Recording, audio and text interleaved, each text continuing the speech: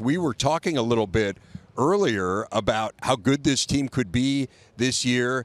One of the reasons for optimism is the incredible talent you have on the roster. I'd say another reason for optimism, I'm sure you're crushed to not see Michigan, Ohio State, Penn State, or Oregon on your schedule. You must be. Are you going to be okay? I'll be okay. Yeah. All right. Okay. Although we get the booby prize of the runner-up to the national championship. Yes, no, I understand. I understand. But how does the fact that we are in a non-division world, a 18-team Big Ten, how does that help Rutgers versus the alignment we had previously?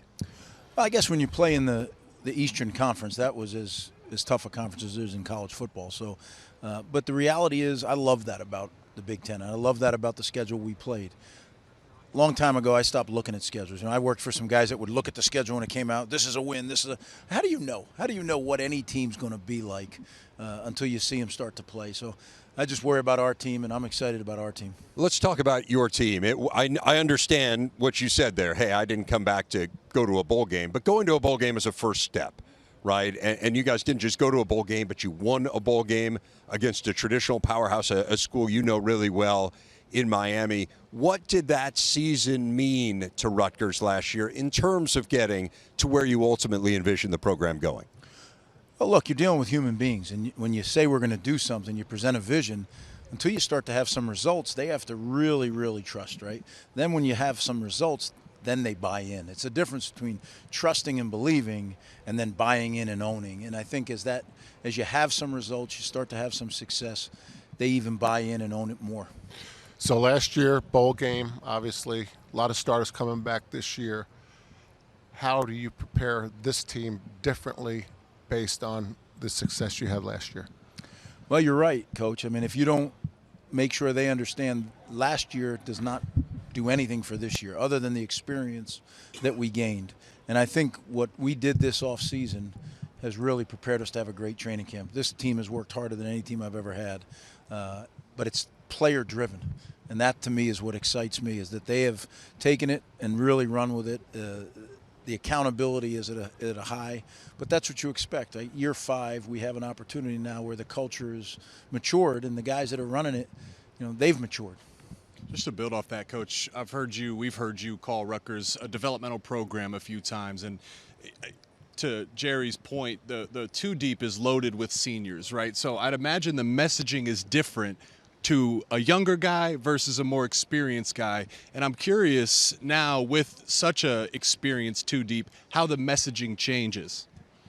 Well, I know this. When we've had good teams at Rutgers, or anywhere I've been, one of the common denominators, you have NFL players on that roster. Mm-hmm. And we have NFL players, guys that are in, their 4th or 5th year, that are going to go on and play in the NFL when they're done. That, to me, is a great example to show the younger players. Because they're not coming. Most of the guys who come play in the Big Ten have aspirations to play in the National Football League. And now to have it happen, because when we left the first time, I don't want to overstate it, but we were top 15 in the country in active NFL players. Now, you'd win a lot of bar bets on that one. Not a lot of people would be able to say that. It's going in that direction again. So the younger players, it's important to me that our younger players see these established guys and really are striving to fight for reps. It sounds like the pass game is a point of emphasis this year, that you have to get better at it, or you feel you have to get better at it. How do you do that without losing your edge in the run game? And has there been a past experience where you've had one part of your offense, one part of your defense that wasn't performing, and you've dealt with this kind of problem before? I think the first time we were at Rutgers, we dealt with this problem. But I think, Kirk Shiraka does a great job running our offense. And as he said to me, we've learned the offense, but now we have to have some of these older players start to master the offense. And when that happens, we have a new quarterback in Ethan Kalakamanis. I think he has done a great job of coming in, just putting his head down and working, earning the respect of his teammates. And that's one of the reasons he won the job this spring, but one of the reasons I named it early was so he could get a hold of this team this summer and really make it his. And I really feel like he's done that, but as you know, you got to go out and do it on the field. So we'll see, but I think we'll be able to throw the ball better. The other part is the receiving core. I think our receiving core will be markedly better this year than it was a year ago. So is it personnel, or is there some scheme, part of the scheme that Kirk wants to tweak? I think it's more personnel. I think there's things that the personnel will allow us to do. I think that's one of the things that makes Kirk very special, is he doesn't try to do things that we don't have the people to do it. Right. But when we do have them, he knows exactly what to do. And as you know, as you have a little bit of experience, when you're young, you know what you know. And then as you grow in the profession, now you have a buffet, so to speak, of things you can call upon. It's just, do you have the people to do it? Coach, it almost doesn't make sense to me how the Big Ten's leading rusher seems to be underrated. We're talking about running backs across the conference. You turn on the tape, and the tape doesn't lie. Monangai's special in so many ways. I know you've talked about his character, even off the field as well, and I just love to kind of give you a chance to talk about him. And, you mentioned up there at your press conference how he's the ultimate program guy. What makes him special as a player? What makes him special from a character standpoint? And what does his leadership do for your team? Well, he's a special young man. I mean, you're talking about a guy that could have gone to any of the Ivy League schools, right? And decided he was going to play, wanted to play at the highest level, and came to the Big Ten. And his high school coach, truth be told, I wasn't sold on Kyle coming out of high school. His high school coach told me, Greg, you need to. Dan Sabella, Don Bosco High School, he said, you need to give this kid a chance. And I'm really glad I listened to him, because he's special. The high school coach sometimes knows a thing or two. Yeah, you're not that right. Doesn't he? The defense last year was outstanding. I mean, this was a top shelf defense. And I look at it this year, and it looks to me like you've got a chance to have one of the best linebacking crews in the Big Ten. Some of that, though, is based on Tyreem Powell and him being back and 100%. Give me a sense of where his health is right now and what you expect from him. Yeah, I think he's right on schedule. And, it was unfortunate because he had the wrist injury in that Indiana game. And literally, like 6 weeks, he's 6 weeks away from being a day 2 pick in the draft. I mean, that's where he was. But that happens, right? And what he did is he got it fixed, and now he's just doing a skipping drill, and he tears his Achilles. So you're talking about a guy that's had 2 really tough injuries, but he's worked like crazy. And I believe he'll be right on schedule to be ready to go when the season starts. And you put he and Toure together; those are, I agree with you, 2 really fine linebackers. Can I ask one question real quick? You do whatever you want just to in do. case we learn that This is your world, Jerry. We're just living in it. Did you do anything fun this past summer? I did, Jerry. What'd you do? My wife and I took a little trip to Italy. Italy? Okay. Yes. Very nice. Everyone That's on it. this desk went to Italy in the offseason. Jake, you too? I was that honeymoon. Just had his That's honeymoon. right. Maybe, Yeah, maybe you ought to ask him how his summer was. Yeah, thanks, Coach. Jake, did you do anything interesting this summer? I did. I went to Italy. Did you get married? I got married. You should have put that before. Yeah, you don't want to quickly. You put You that might want first. to reverse the answers. Yeah. Good point. Thank you. I'm sorry, We'll Reverend. share travel stories a little bit later. Coach, I do want to ask you about your recruiting class. It is really exceptional. Again, I know you have to wait until everyone signs on the dotted line in this day and age, but why do you believe you've been able to see this uptick here? Like, what do you think has changed maybe in your pitch or in the way that people are perceiving your program? Well, let me first say something about the defense, because you mentioned it earlier, and I want to. Joe Harris-Simiak does an unbelievable job coaching our defense. I'll tell you, he is one of the best that I've ever been around. So I'm excited to see him mold that group of guys. But that also lends to the recruiting, because you see those guys that are going to be NFL players in this scheme, and I think that helps. But literally everything, from 4 years ago till today, everything in the program's better. The facilities are better. The culture's grown and matured. The players are better. And, academically, it's always been a great place. So when you talk about recruiting, that's what young people are looking for. And the big thing we talk about is we got to find guys that are a cultural fit for Rutgers. Yeah, they got to play, but you wouldn't be talking to them if they couldn't play. But are they a cultural fit? Because we're different. And if you want to be different, it's a great place. If you don't, probably not the place to come. Well, we're looking forward to getting out there for camp. What's the biggest question that you'll need to see answered from the beginning of camp to the beginning of the regular season that will make you feel good about where you guys stand? You know what? I didn't think we generated enough pass rush just with a 4-man rush last year. And I thought we were going to, and it just didn't happen. We need to do that. If we can do that, I think we'll have a chance to play really good defense. And when you do that, when you play really good defense, you have a chance to win every game. Yeah. We're looking forward to Chaffees, too. We always That may do. be the highlight. Oh, man, I know. The practice is the highlight, but what happens after the practice is pretty good, too. I don't know. All right. Greg Schiano, always a pleasure. Thanks a lot, Coach, and looking forward to seeing you guys out here in a couple weeks. Yeah, thank you. Thanks. On the Big Ten Network set. Gentlemen, you do look terrific. I feel like we coordinated outfits. Great jacket, Hunter. Thank you very much. Yeah. How's the day going so far? Welcome to Media Day. It's pretty nice. It's been a long day, but I enjoy it. It's been a long day already. It's like 2 o'clock.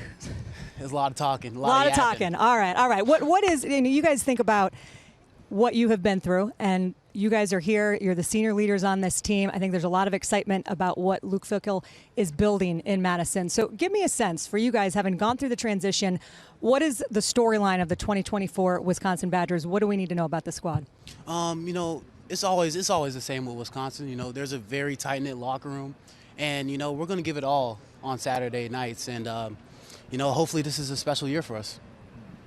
Yeah, to add that, Coach Fickell's done a great job. I think he's, really given us the chance to foster a tough culture, a culture that's still hungry, to keep pushing. And, everyone's pushing each other, always competing for spots. It's been really good so far. It's always tough with the coaching change, growing pains and working through some stuff. But now coming into year 2, I think everyone's bought in. Everyone's excited. Everyone, loves Coach. Everyone believes in him. Everyone knows that, what we have going is special. And so now it just comes down to doing it on Saturdays. You certainly bought in. Second most tackles in the Big Ten last year, Hunter. And you think about the position that you made and what Mike Tressel wanted you to do and moving you all around. What have you worked on, and how do you feel like your game has developed? I think it's just playing free and playing loose. And I think a big part of it is understanding the defense as a whole, understanding what Jake does, what all the other guys do, and then what offenses do as well. So just growing my understanding and knowledge and knowing where I have to be and where offenses want to attack us. I think that's a big step that I've made for this season, and I can't wait to show it. Jack, when I think about you, you had the luxury of the same starting line combination last season for all 12 regular season games, which in this day and age doesn't happen very often. Comfort level that comes with 3 of you coming back. How is that unit molding? Because we all know that is where games are won, is up front. Yeah, it's a super tight room. A lot of those guys are my best friends. We're always hanging out together, after practice, after all sorts of stuff. We're just always together. Super veteran crew. A lot of guys played a lot of snaps. And, I'm really excited for the new guys to, kind of start to get in there a little bit and keep moving forward here. Have you had a chance to talk to Tanner, who's now going to be playing on this? Yeah, we saw him last night. It's pretty cool.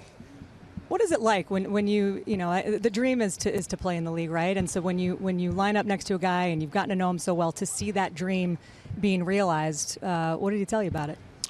He was telling us all sorts of stuff. He loves it. He really does like it. He's enjoying the process. It's just really cool to kind of see all of his hard work realized and, stuff really start to happen for him, and we're really happy for him. Jake, your coach was talking on the podium earlier today, and he said something that stuck in my mind. He said, you are the attitude both of our defense, of the team, and really our program. So when you think about your mindset and becoming the attitude of this program, how would you describe your leadership? And was it something that comes naturally to you? Was it something that you got taught from your dad growing up around the game of football as a coach? What was it? My grandpa served in the military. That tough mindset, that everyday go-to-work mindset stuck with me growing up. And, I try to bring it with the guys, and I truly believe Wisconsin enhanced that. As soon as I stepped into Camp Randall, you got leaders like Leo Chanel, Jack Sanborn, Scott Nelson. And those guys led me to embrace myself, embrace how I go throughout the day. And now being in that leadership role, I can give that to the younger guys now. Yeah, guys are looking up to you now. Okay, Brady Collins and Squat Fest is something I hear a lot about. It's put smiles on all of your faces. What do I need to know about Squat Fest? And tell me about the impact that Brady Collins has had on this program. He's a dog. Coach Brady, he just loves to work, and he every day we get in the weight room, it's nonstop go, and he's a high energy dude. He's fiery. So having him's a blessing, because he challenges us to be at the top of our game every single day, which is hard. But he brings that out of us. And Squat Fest is special. We did it last day before our little break there this summer, and everyone just gets rowdy. Place gets loud. We got DJ in there, lights going on. It's a good time. And for the uninitiated, can you describe exactly what Squat Fest is? Okay, so basically, you'll max out squat in the first half of it. And then now every workout imaginable you'll be doing. You got punching bags on the ground, you got RDL station, you got bench press station, you got everything imaginable. Then you bring it up at the end, and then you'll do a finisher. Finisher? Yes, ma'am. And what's the finisher?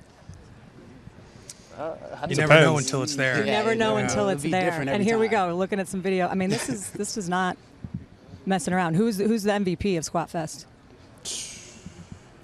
I think this guy right here. I squat pretty decent. All right, next time we're going to get a SWAT rack on the set at Media Day. no. Ricardo Hallman coming back. He had 7 picks last year. No one in the country had more. Hunter, describe his instincts. What is it that makes him so special on the field? He's got instincts that I haven't seen in many other football players. He just understands the game.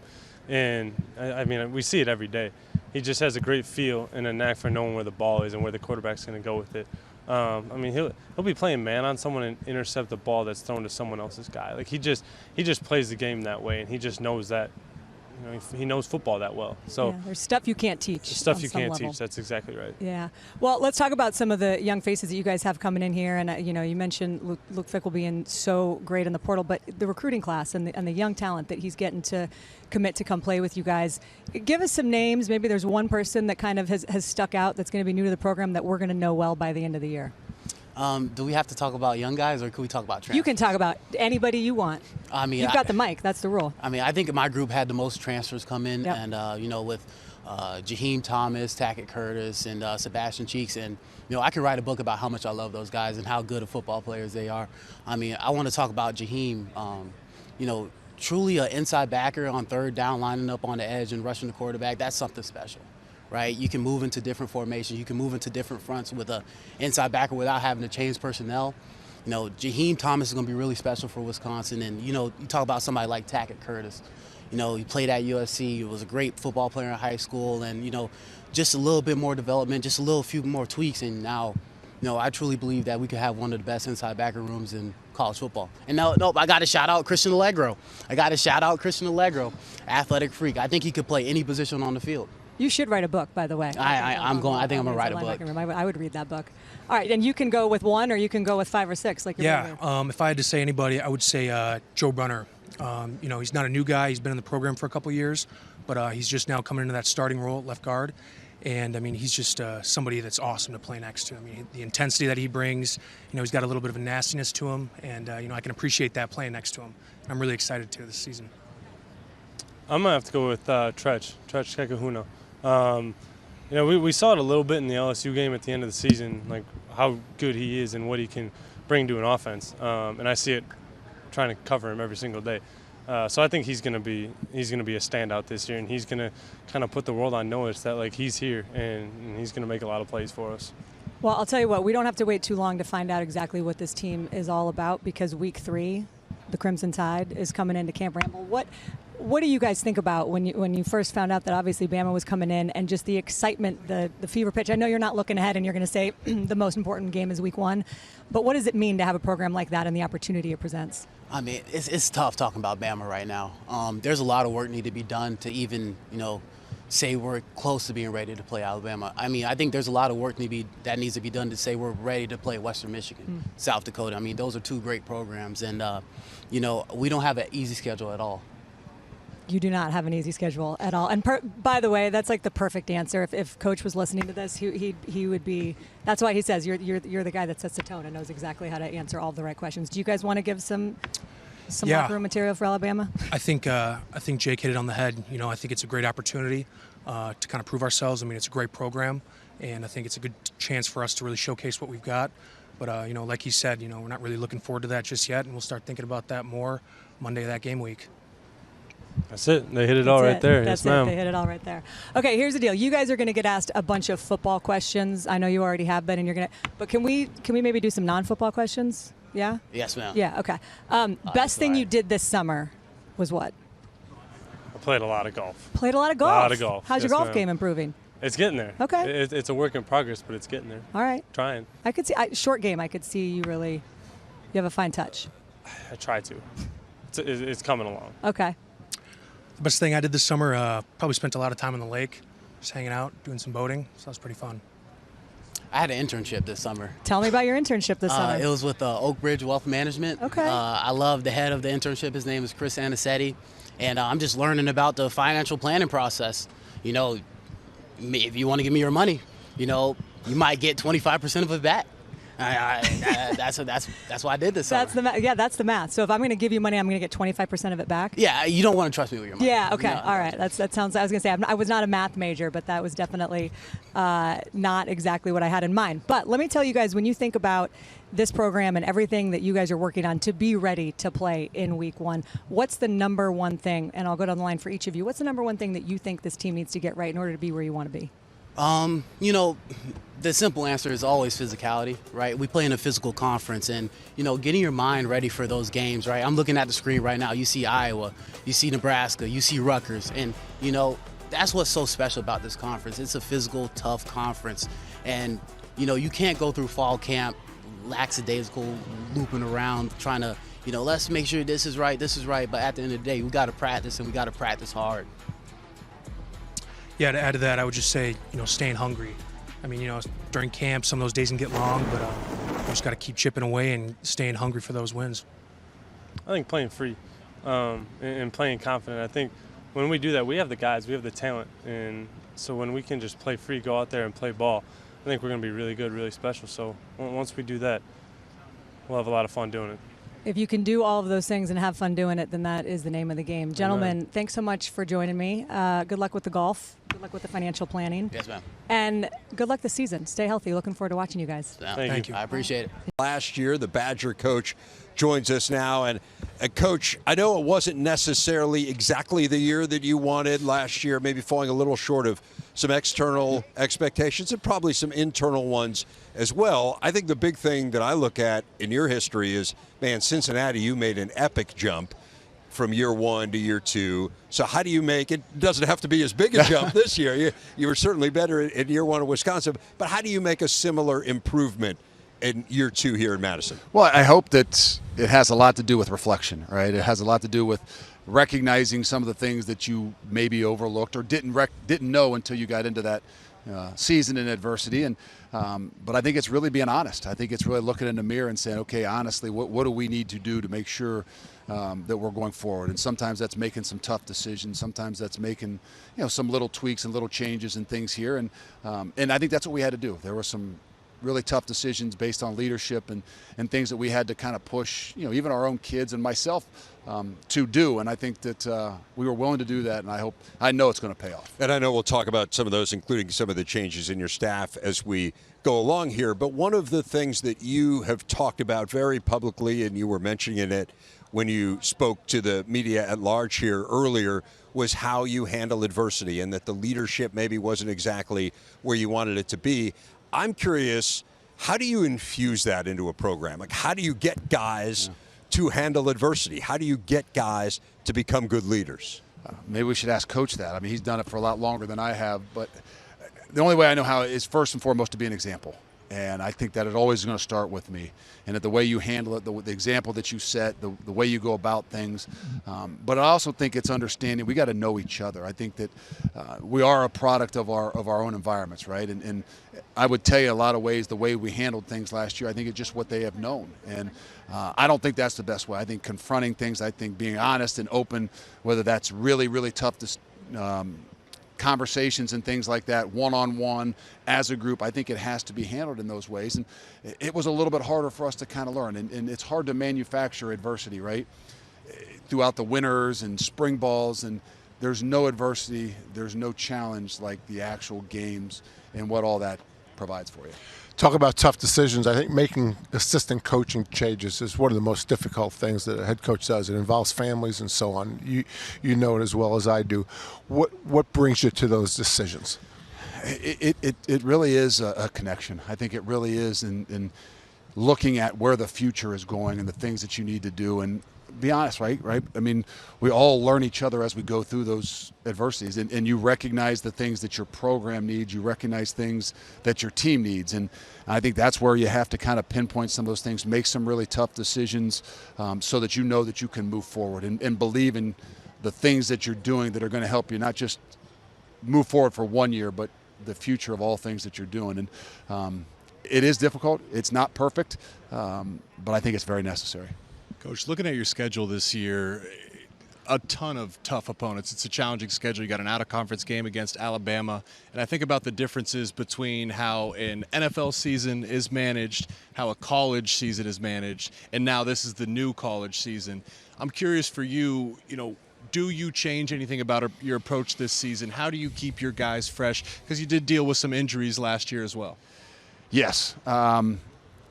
I've had a bunch of conversations, trying to pick guys' brains. Obviously, Mike Vrabel's a good buddy of mine, and just trying to, obviously the NFL is different. But I think for us in particular, in our league and what we're moving towards college, you are creating more of these week in and week out, whether it's travels and different things like that. And you got to look at things a little bit different. I'm old school.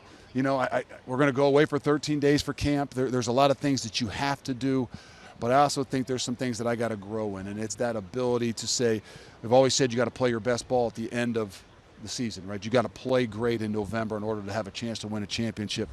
How you get to November, I think, is going to be a little bit different. And so we've adjusted up a little bit how we're going to camp. Some of the things, the days we're on, the days we're not on, as far as camp-wise, and then we got to do a much better job at playing 22 guys on offense and 22 guys on defense. Before you got to Wisconsin, from our view, it looked like your methods in recruiting were a little backward, had not really kept up with the times. You've done much better than your predecessors in recruiting. What is your recruiting niche? How would you explain it? It's about people, and it's about relationships. Now, we all know that some of the recruiting is taking an evolution here in the last couple years, but I don't think it means you have to completely change.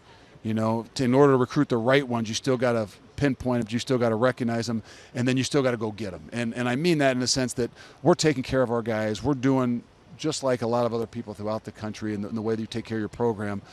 But I think it's even more important to really try to hone in and find out what are those right ones for you, the ones that you legitimately have a chance to win. Because if you're in a battle where it might be for something that you're not comfortable doing, is it really worth battling? And so I think that us making sure we're doing our best job at recognizing the talent and the talent that we can develop, but then making sure that we have a chance to go coast to coast, which is what I've been surprised with at Wisconsin, and I think that we've done a better job than I ever would have thought, is our ability to go from the East Coast to the West Coast and have a bunch of guys from 13 different states even in last year's class. I feel like the transfer portal has its positives. It also has its challenges, right? And particularly at the quarterback position, where that is the leader of your team. And there has to be some comfort and familiarity, quarterback to the rest of the locker room, quarterback to the play caller and offensive coordinator. You went back to the portal this year to get Van Dyke. Curious if you were able to take anything away from that process last year going through it with Mordecai.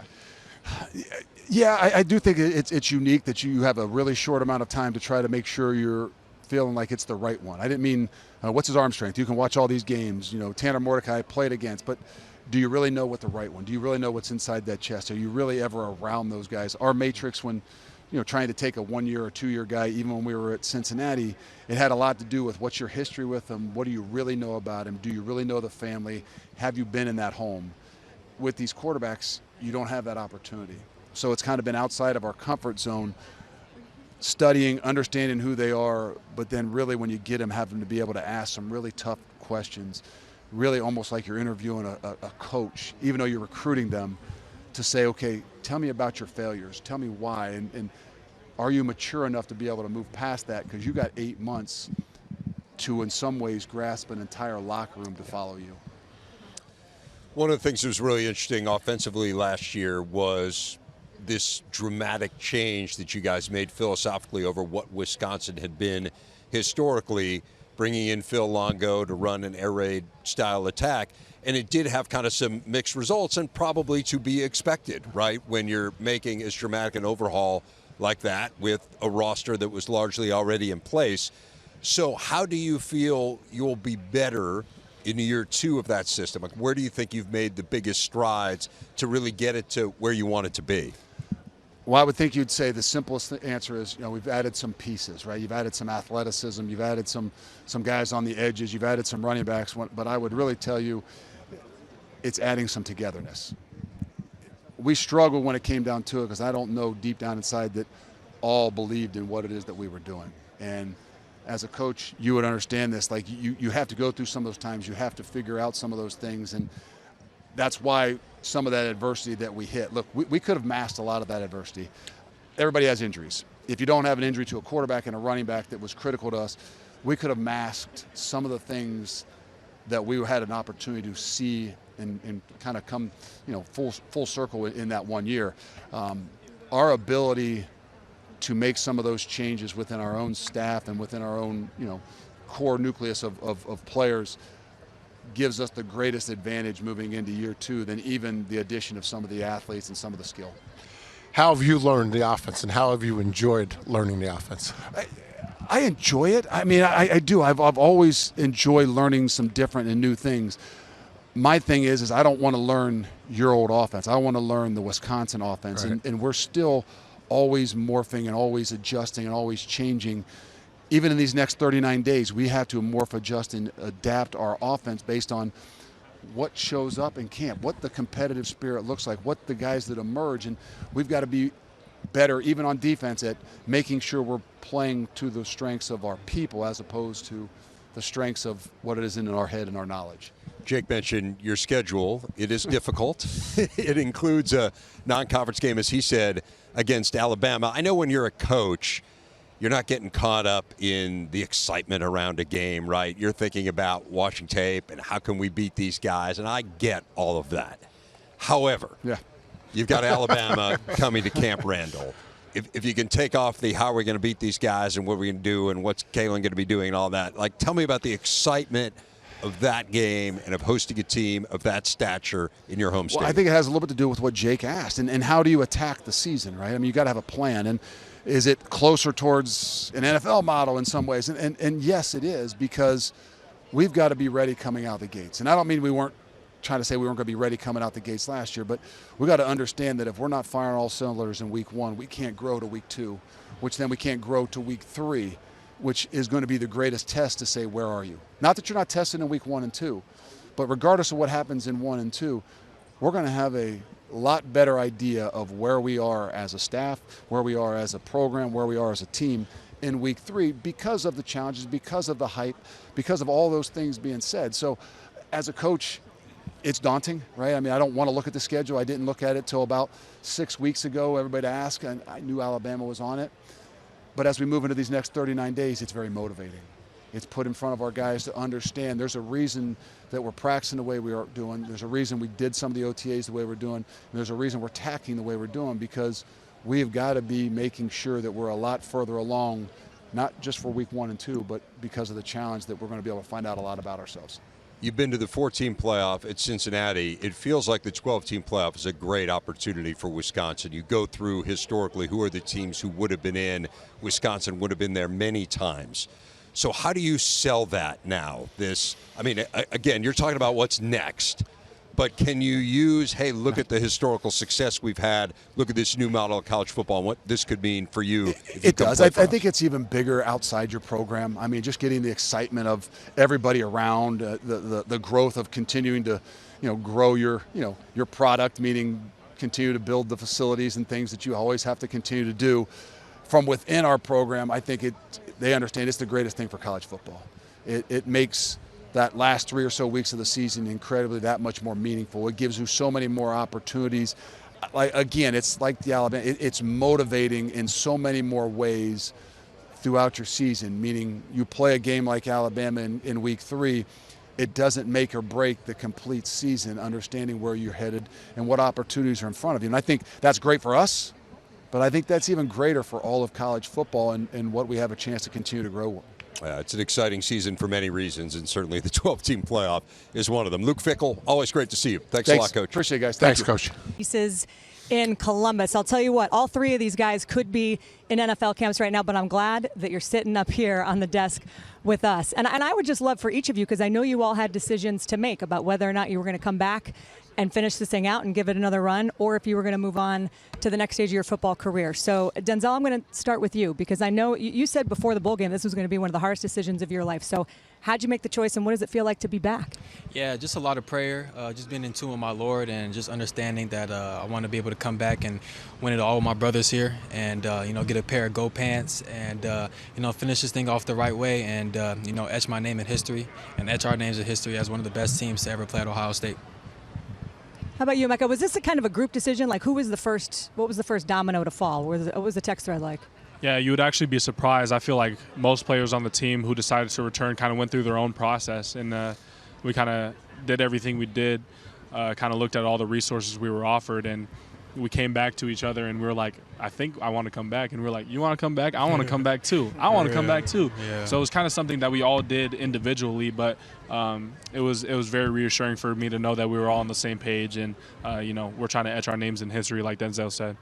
And Jack, you grew up in Columbus, and you bleed.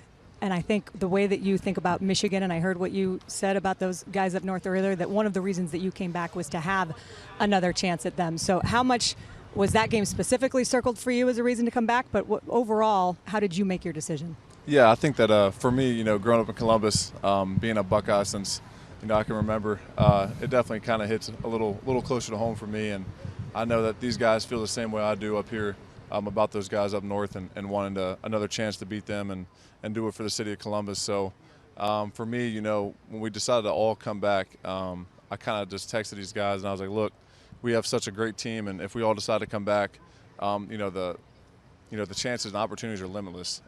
We have the team to go accomplish all three of our goals, which is to beat the team up north, win a Big Ten title, and then a national title after that. So that's our main goal and main focus, and that was the biggest factor to my why is coming back. I'd love to hear about what Ryan Day's reaction was, and I don't know if he found out one at a time or if you guys kind of told him, that I know you said everybody made their decisions individually, but when you told the coaching staff that you guys were all coming back, what was that moment like? Well, me and Coach Day were kind of already on the same page. I think it was before the Missouri game. I already told him I'm coming back, and I'm doing this for us and for this team, and he was just pushing me to try to push everyone else to come back too, and that's kind of what it was. And yeah, he was happy. I'm happy. I'm happy I'm here, and sky's the limit for this team this year. Yeah, I was a little bit different. I kind of took a little bit more time. I was very 50-50 about the decision at first, but I spent a lot of time in prayer, and I felt like the Lord was leading me back to another season. So I went ahead and I told Coach Day, and his reaction was encouraging. He was very fired up. It reminded me of when I told him I was committing to Ohio State, kind of that same reaction. But yeah, we have an amazing chief in Coach Day, and we're glad to rally behind him. Yeah, to follow what Emeka said, it was kind of like almost committing for a second time when we talked about coming back, and I told Coach Day that I was going to be coming back for my senior year before the Missouri game, as well as Denzel did.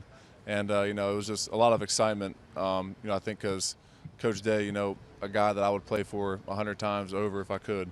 And I feel like us three up here will say the same thing, that we haven't accomplished the goals that we pledged to when we first came to sign the dotted line and come to Ohio State. So having another opportunity to do that, wouldn't have felt right leaving for me and for these guys up here. So knowing that, when we told him and I told Coach Johnson I was coming back for my senior year, it was just a lot of excitement, and it was time to get to work.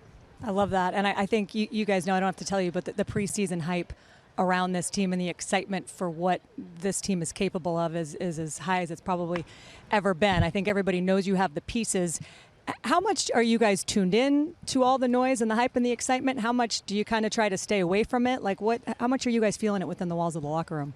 We do our best to stay away from the noise, cancel it out as much as possible, because they have nothing to do with what we got going on in the Woody. And I feel like sometimes people who have an opinion, their opinion of sheep, and they don't even know how to play the game of football.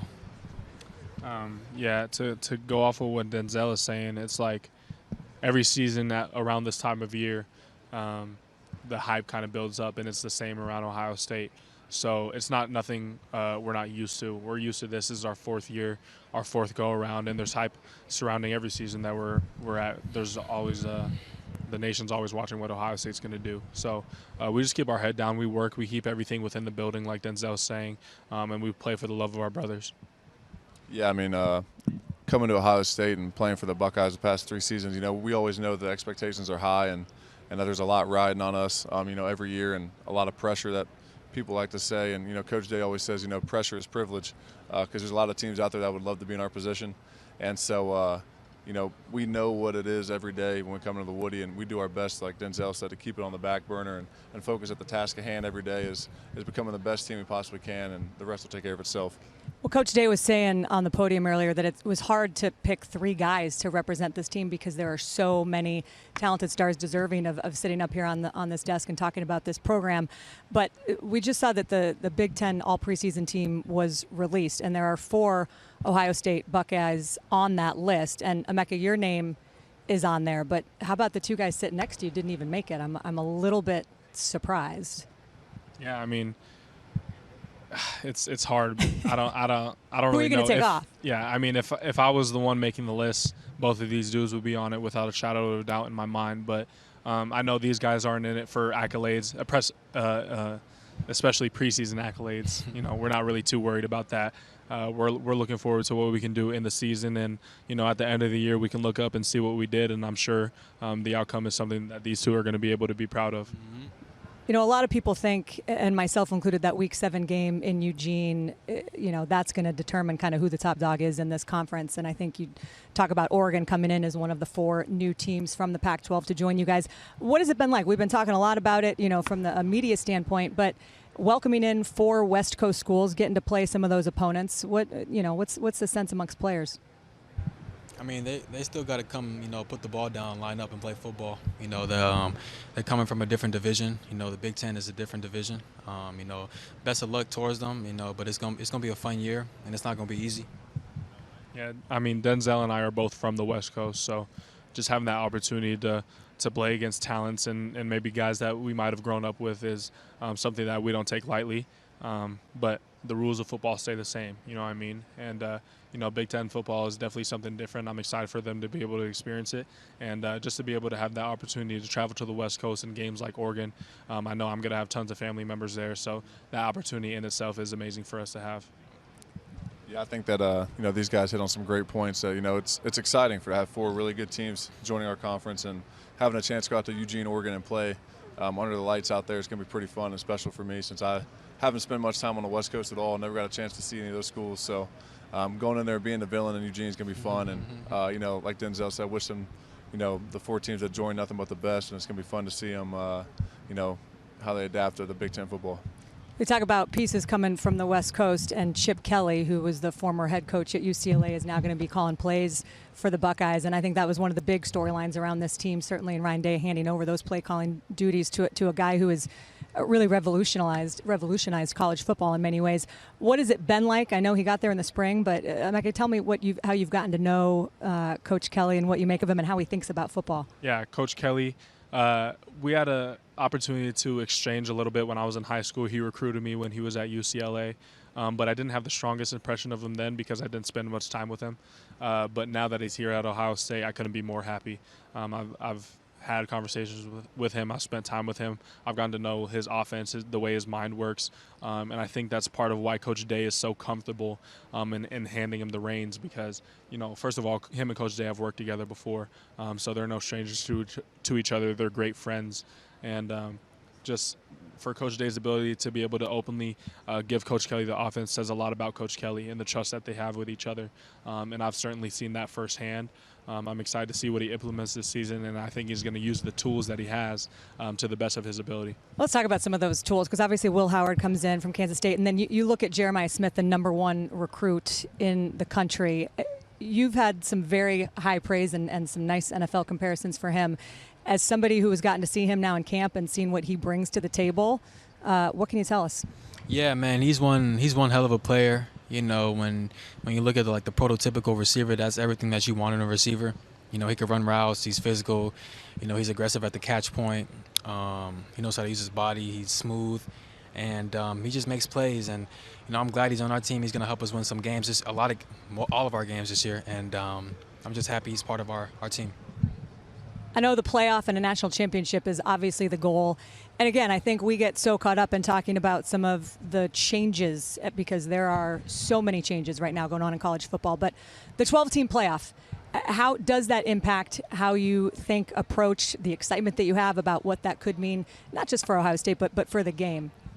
I think I would say that, I've always been in favor of adding more teams in the college football playoff. I do know that it extends the season and, makes the season a lot longer, a few more games at the end. But I think it just gives teams an opportunity, to go out there and compete for a national championship. I think that in past and really recent years that, there's been some teams that have missed out on the playoffs that could have made some noise if it was a 12-team playoff back then. So I think it's a great thing for college football as a whole, and I'm really excited to be a part of it this year. Yeah, I'm excited to watch you guys play. I think everybody is excited to watch you guys play and see what's coming. I'm going to leave you with one non-football question, since that's all you're going to answer all day today. You guys good with the non-football question? They look nervous. You guys fans of the Olympics opening ceremony coming on Friday? Okay, if you could be excellent, like gold medal style in any Olympic sport, what would it be? Track and field. I said that earlier too. Track and field or boxing. Two great options. Okay, track I'd say and field, basketball. boxing. What is it? Basketball. I don't want to win a gold medal in basketball. LeBron needs you. I know. They need me. If you guys need help, just let me know. I'll make the flight. Coach Day will be cool about it. I can come help you guys get 10 and 10 every day. I just think there's something special about saying I'm the fastest man in the world. Yeah. That's crazy. I want to be able to say that. Shout out to Usain Bolt. Amen to that. Well, gentlemen, you guys are terrific to talk to. Thanks so much for stopping by. Excited to watch how this season plays out, and enjoy the rest of Media Day. Yeah, thank you. Awesome. Thank you so much. All right. Wildcats. David Braun. David, we've been doing this for a long time, the three of us. This is year 18 for us. So we started doing this when you were 22 years old. That's awesome. I believe. Yeah, it's true. I did the math. And in all the time we've been doing this, I've got to be honest, I really can't remember a more uncomfortable scenario than what was going on here last year with Northwestern. And you were kind of in the middle of it. And as much as I respected you and I'd gotten to know you just a little bit in that short period of time, if you would have said to me, what are the chances this guy is back here next year, with all due respect, I would have said slim and none, right? Yep. I mean, it was a really impossible situation that you found yourself in. And yet, not only are you back here, you're Big Ten Coach of the Year, you have a new long-term contract. What has this last year been like from the moment that you were here last year to where you are now? Yeah, Dave, it's been a whirlwind. I mean, our little girl was born just a few days after we were here at Big Ten Media Days. Trying to pull everything together, get our team ready for the season. Navigating a new space, boys in a new school. I mean, it's been a whirlwind, but it's also, gone from a very difficult situation in some ways as a family, moving your family from North Dakota, thinking you're taking your dream job, into a scenario where you're going, what is on the horizon for our family? What's on the horizon for our players? What does this look like? It's turned into a dream come true in a lot of ways from a standpoint. Kristen and I, our family, are so grateful to have the opportunity to lead this program moving forward. You'll get a chance here shortly to visit with our players that are here.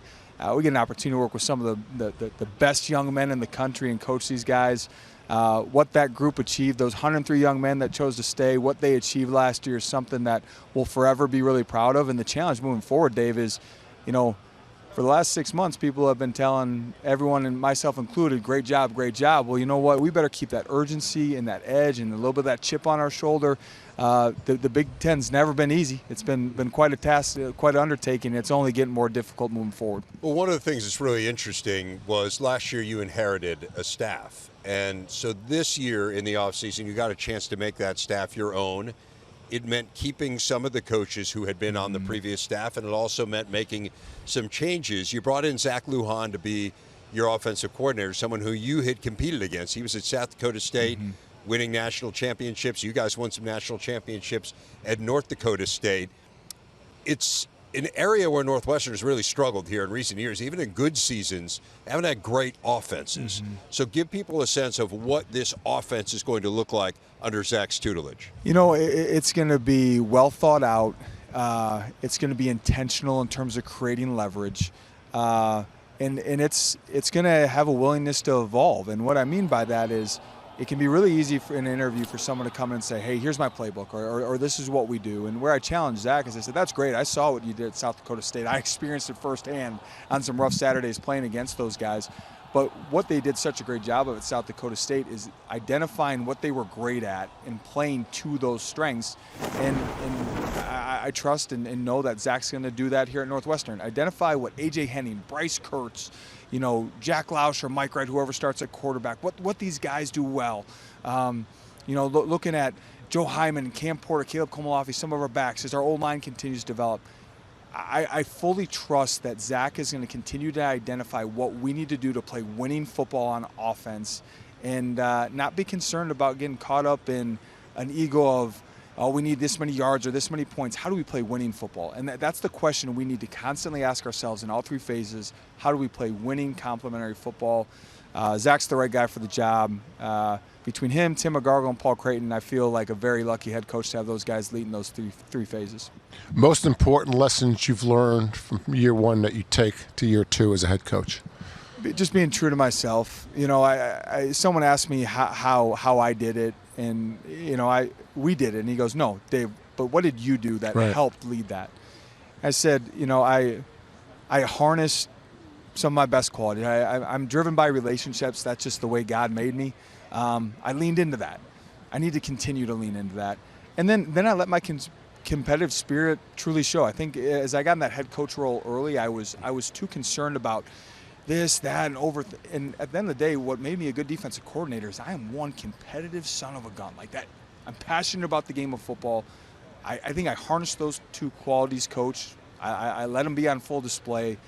And I need to make sure I continue to do that because over the course of the last 6 months and navigating the offseason, I never could have imagined all the things that fall on your plate as a head coach. And I need to make sure that I continue to return to those qualities to make sure that I'm pouring into the people that are most important. Those are our players. So often you hear about players that have been in a system for a second year, how things start to slow down. Mm-hmm. From a head coach's perspective, have things started to slow down for you? You know what? I think there's a chance for them to slow down as we enter into fall camp. Until we reached this point, it had been truly a year of first. First time going through a full recruiting cycle, the class 25. I know we haven't gotten to signing day, but in terms of official visits. First time really navigating what NIL looks like at Northwestern. Now there's conversations about the changing landscape of college football. First spring ball, first time hiring first summer camp session, first time navigating. We give our assistant coaches some time off in the summer. Well, that time off, as you know, Coach, looks a little bit different for a head coach. Right. There's different responsibilities. It's been a year of firsts. I'm excited about where we're at, but I'm excited in year two to continue to improve in my role. So you're no longer obviously calling the defenses. You've got a new offensive coordinator, so when you're not doing head coaching things and you actually get a chance to go in either one of the staff rooms, where do you go? Do you learn the offense or do you advise the defense? Which do you do more? Do you do equal? Really try and make it equal. I think, honestly, where I can bring some of the greatest value is stepping in the offensive room. I want to make sure I'm very aware of what's going on in offense, but I also think I can bring great value to just help that room understand, what I'm seeing from a defensive perspective. But also really enjoy being in that defensive staff room. I want to continue to be an asset to Tim McGargle. I want to continue to be someone he can lean on. But I think everyone that's working with our building right now knows that I'm not there to micromanage. Tim has done a great job of taking what we built collectively last year and taking that foundation and built off of it. I'm really coming back to year two. I'm so excited for our guys on defense to have the opportunity to work in year two of the system with a new play caller, with someone that even has continued to take it even a step further in terms of the evolution of our defense. You spoke earlier about being able to evaluate the roster. Mm-hmm. As a coordinator. How quickly were they able to do that, particularly on the offensive side? Did they feel comfortable? How long does that take for an offensive coordinator to be able to do? Spring ball is critical. There's a lot of guys that weren't practicing in the spring for us. They're now on our roster, whether it be guys coming back off of injuries or a couple transfers here or there.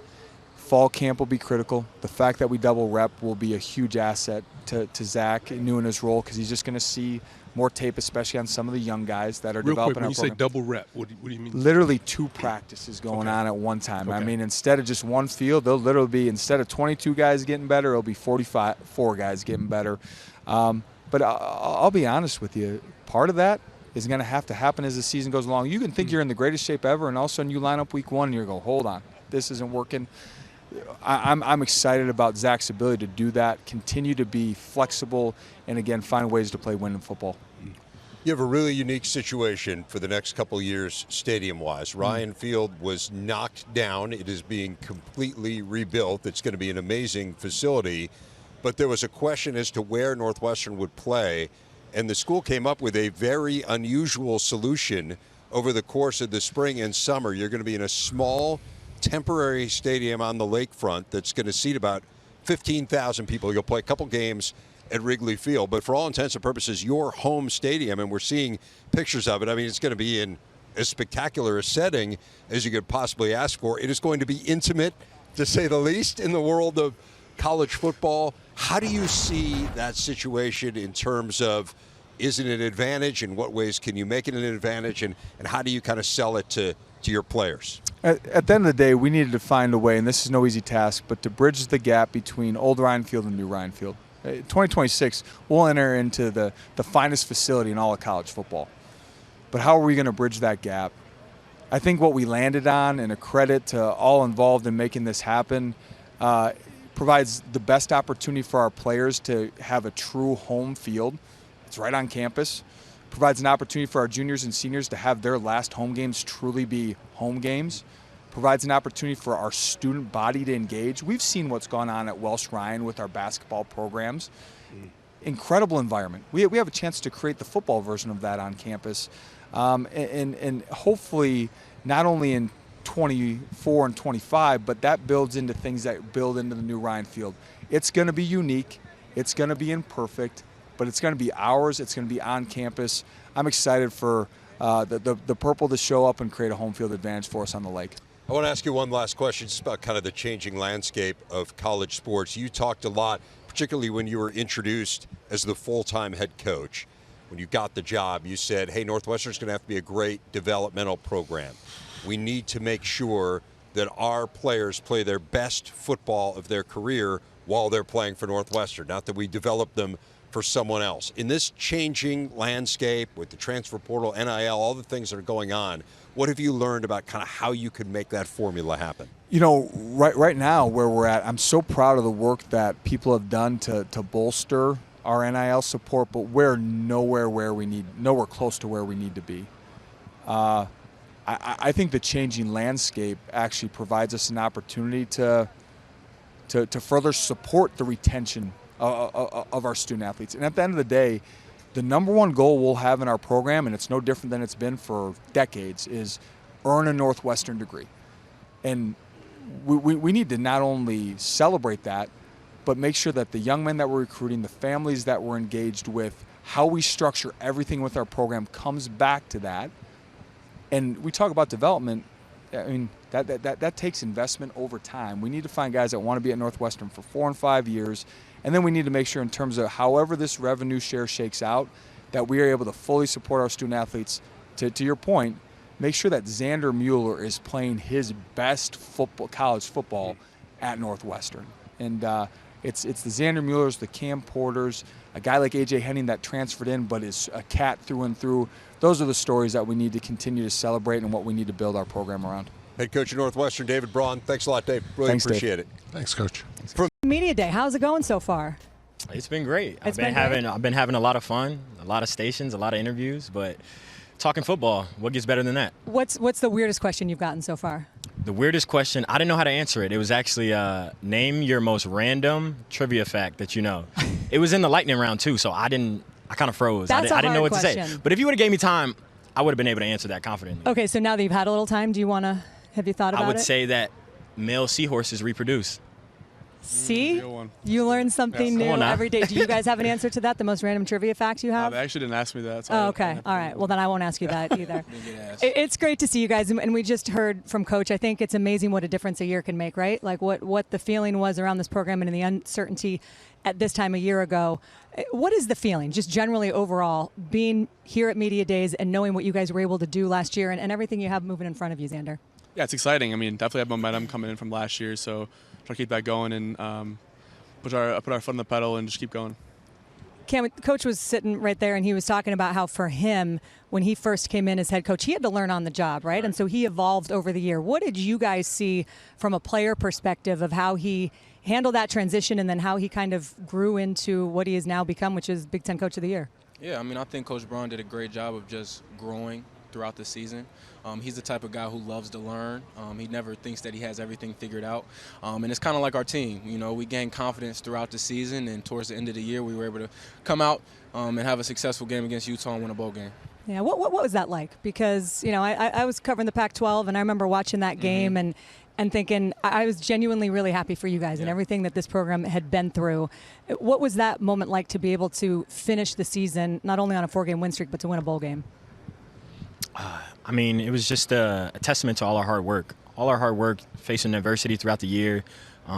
It was great. You know, looking back on the body of work we put together throughout the season, it was something to look back on and be proud of. And, you know, the momentum of this current team is building off the success of last year's team. So it's a never-ending cycle. So we're excited and we're ready to go this year. I got to ask you, watching the postseason last year, obviously come over from Michigan. I know you guys, I'm assuming that you probably still have a lot of good friends on that team. What was it like to watch them win the national championship? It was really cool for me to see them, you know, being a part of something special, laying the foundation down, you know, 2 Big Ten championships there, and moving over to Northwestern. Still have a lot of connections, like you said, with those guys, but, you know, watching from afar, seeing them accomplish the ultimate team goal in this game was a lot of fun, and it was really cool seeing those guys do it.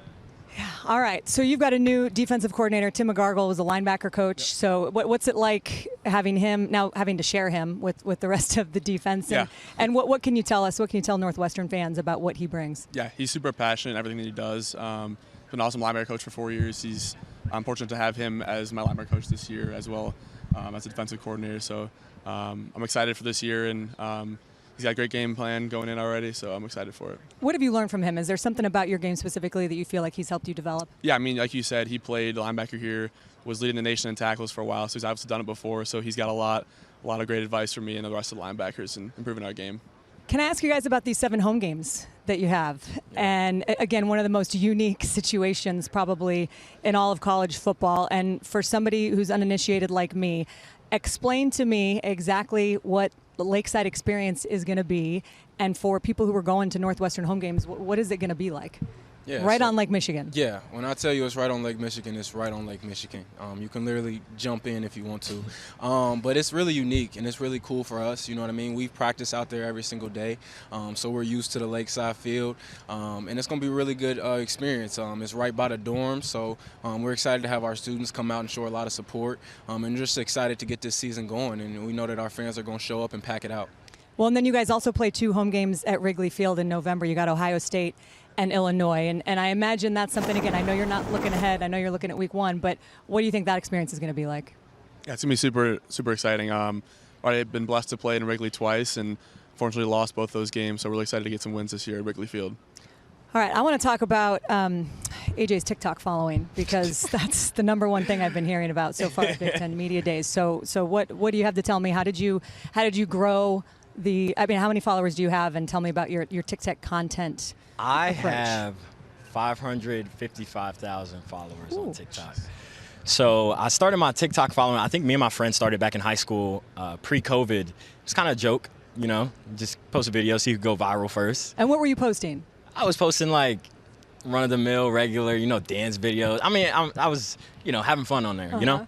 But later, as you know, I was a recruit. I was obviously going to Michigan. I started incorporating that kind of content. And then when I got to Michigan, I started showing I was doing day in the life content, kind of just a behind the scenes of what it's like to be a student athlete. You know, everybody doesn't get that perspective. So kind of just seeing it drew a crowd towards me.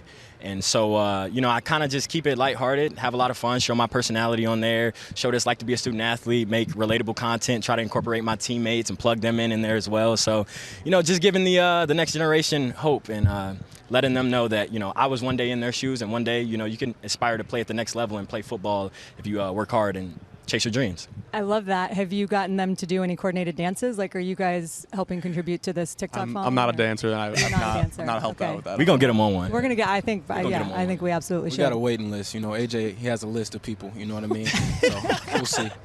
You're further down the list. Yeah. Coming soon. You know what, good content, somebody who makes good content knows what good content is. I do think, though, that speaks to a larger thing is that, you know, again, I'm a lot older than you guys. Growing up, there was no social media in college. I mean, Facebook was just starting to become a thing. That tells you how old I am. But I think in this day and age, every single thing that you guys do there are phones, and there's just the spotlight is so different. So walk me through how you think about engaging with people on social media, making fun content for kids who want to be you and learn about what it's like to be a student athlete, because you do have such an interesting perspective. But also, I know there are people and there are haters and there are people who are negative on social media. So how do you walk that fine line? Yeah, you kind of find that balance in between. There's always going to be someone who's trying to troll you, or you have a bad game or something like that. There's always somebody to say something. But, the positive always outweighs the negative for me. Just kind of looking at, the silver lining of, these are the people who I gear my content towards. And, these are the people who are enjoying it. And, there's always more positive comments than there are negative. So it's just important to think about, the good that you do rather than focus on the bad that, some people try to tear you down. I mean, put that on a bumper sticker. Oh, yeah. Anything to add to that, Cam? No, 100%. I think AJ hit it on the head. I personally think everything is good in moderation. You know what I mean? You don't want to be doing too much of it, but you want to be using it in the right way. Like AJ is doing, inspiring the youth. That's the most important thing, and using our platform for a positive reason. And sometimes I think it's probably pretty hard being in your situation to understand how many young people are looking up to you. Is it something that you have in your mind of remembering what you used to think about when you watched guys play and wanted to be like them? Yeah, I mean, definitely. It's definitely a bigger stage than I would have ever thought of having, but hopefully to live every day like people are watching. Hopefully that has a good impact on the people that are watching. Yeah, no doubt about it. All right, well, I want to talk to you guys about the schedule because you head to the Pacific Northwest for the Big Ten opener, Week 4 against Washington, the national champion runner-up. No divisions this year, which is one of the many changes coming in college football and to the Big Ten, not to mention the 4 new schools that are joining the mold. As you look at that schedule, and you think about the opportunities to play some of these teams and to miss some of the teams that you used to have to play, what do you think not having divisions, how is that going to impact Northwestern? I think it's a level of excitement. You kind of just play everyone. So, adding the 4 teams that are new, we get out to play at Washington. That'll be exciting. I heard they got an electric stadium right off the water as well. So, we're all excited about, the new teams to join the conference and, getting to play teams from the East, that we wouldn't normally play being in the West. Yeah, definitely. I would say Husky Stadium is one of the truly special places to watch, or I'm assuming play in a college football game. And but it is not quite on the water like the way that you guys will be playing on the water. Somebody told me if you literally step back, you might fall in Lake Michigan. Oh, for sure. Yeah? All right. The thing that you are most excited to see, and then we'll let you guys get on with your day, but the thing that you're most excited to see develop, play out over this season with Northwestern in 2024, what is it? I mean, Coach Braun talks about it daily, just taking it 1-0, taking it for one game at a time. We're excited to open up with Miami of Ohio at home. We're excited to have our fans, at our stadium and supporting us, and we're ready to get it rocking. Yeah, I think carrying momentum from the last year is definitely huge. Certain people think that it's kind of a fluke last year, us having a winning season to win a bowl game. So I'll show them that we're a good program, that's where we belong. Yeah, Cam hit it right on the head. Coach Braun always talks about, going 1-0, taking it one day at a time. And I think that's been the epitome of this team and what we want to do. We want to focus on ourselves and focus on the task at hand for that week. And I think if we truly do that, we'll reach all our goals that we have for ourselves this season. Well, last year was special. I'm looking forward to another special year out of you guys. And I don't know what I have to do to get on the TikTok list, but we'll add you to it. I'm ready. I'm here for it. Add you to it. All right, gentlemen, thank you so much. Best of luck this season. Thank you. Boilermakers back here, Dave Revson with Jake Butt and Yogi Roth. Coach, let's talk about the second year, because to me that's always really interesting for a coach, especially one who doesn't know a program. You came into Purdue having not been at Purdue. So what did you learn about not just being a head coach, but being the head coach at Purdue that you think you can use here in year 2? Yeah, I mean, how much time you got? You know what I mean? We got plenty of time, Coach. Don't worry about that. But really just one of the things I learned the most was just how to best utilize my time. And in terms of how do I add value with my skill set to better the program. You wear a lot of different hats as a head coach, and in year 1, you are trying to make sure that academics are running the way you want it to run, and recruiting is doing what they're supposed to be doing, and athletic training staff is how you want it, and strength conditioning, all the things that surround the playing field.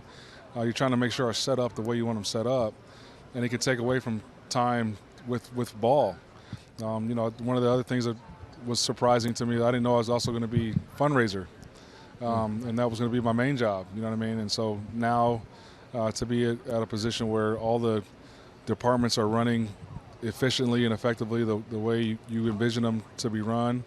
You're comfortable delegating responsibilities, and now you aren't as spread thin, and you can focus on ball. And so I felt like I sort of found that balancing act, toward the end of the season a year ago, and definitely feel more comfortable and confident at this point going into the season. I mentioned this earlier, Coach. One of the things that I found really interesting about your first year at Purdue was you guys ended up leading the Big Ten in rushing yards in conference play. This was not the Purdue that we were familiar with historically. Yeah. How much of that was by design? I mean, should we expect this to be a run-oriented program, or was that just kind of, hey, we're going to go with where we feel our strengths are and then build the offense that we want to have going forward? Yeah, I think that was out of necessity. I thought our offensive staff did a really good job of doing what our roster could do in order to move the football.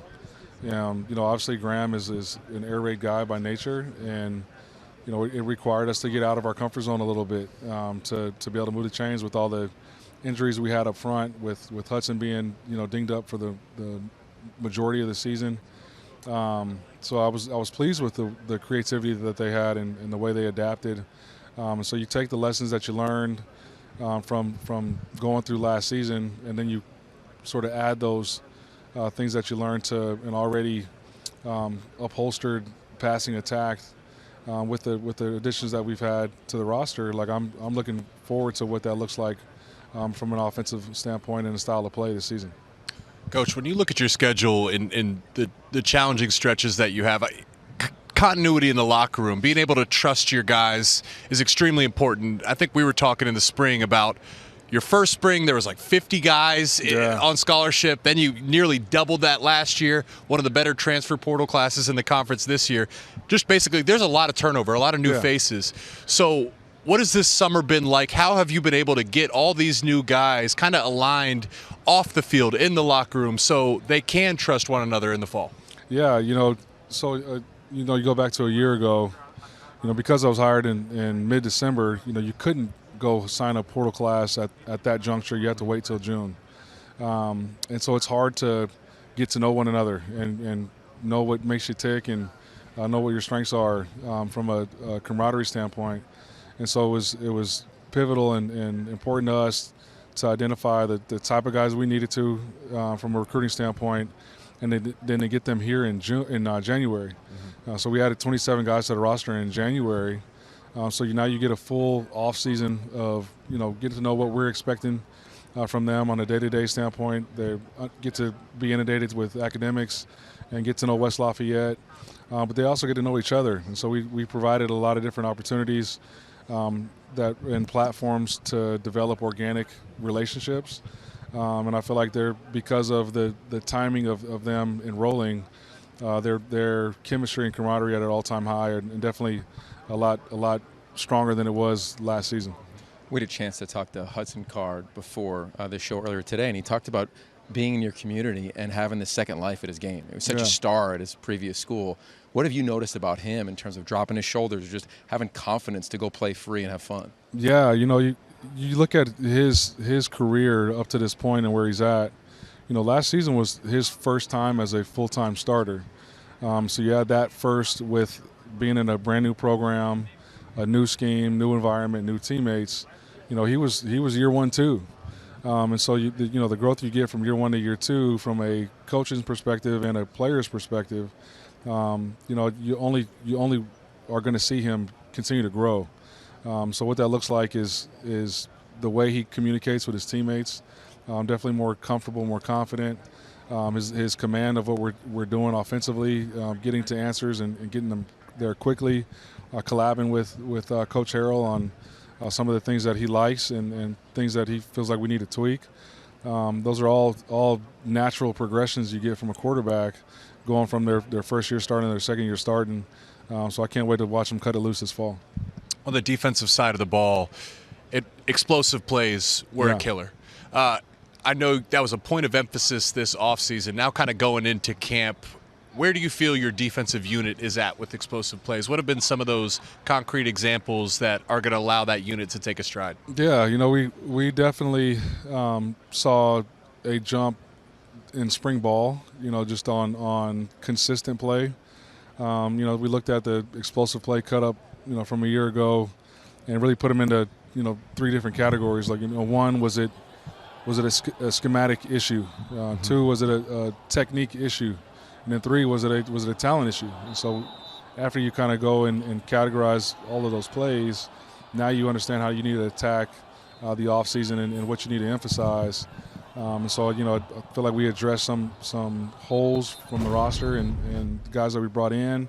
I think we are better versed in the whys of why you got to play a certain technique the way you do, depending on the call that's presented, and our guys are more comfortable playing the techniques that we're teaching. And so I think you'll see, same type of jump, year 1 to year 2 defensively, as we had when I was a coordinator at Illinois from year 1 to year 2. So I'm definitely looking forward to cutting those guys loose. You referenced on the dais that the chip grows daily within your facility. What's an example? Like, how do you see that? How have you been able to identify that?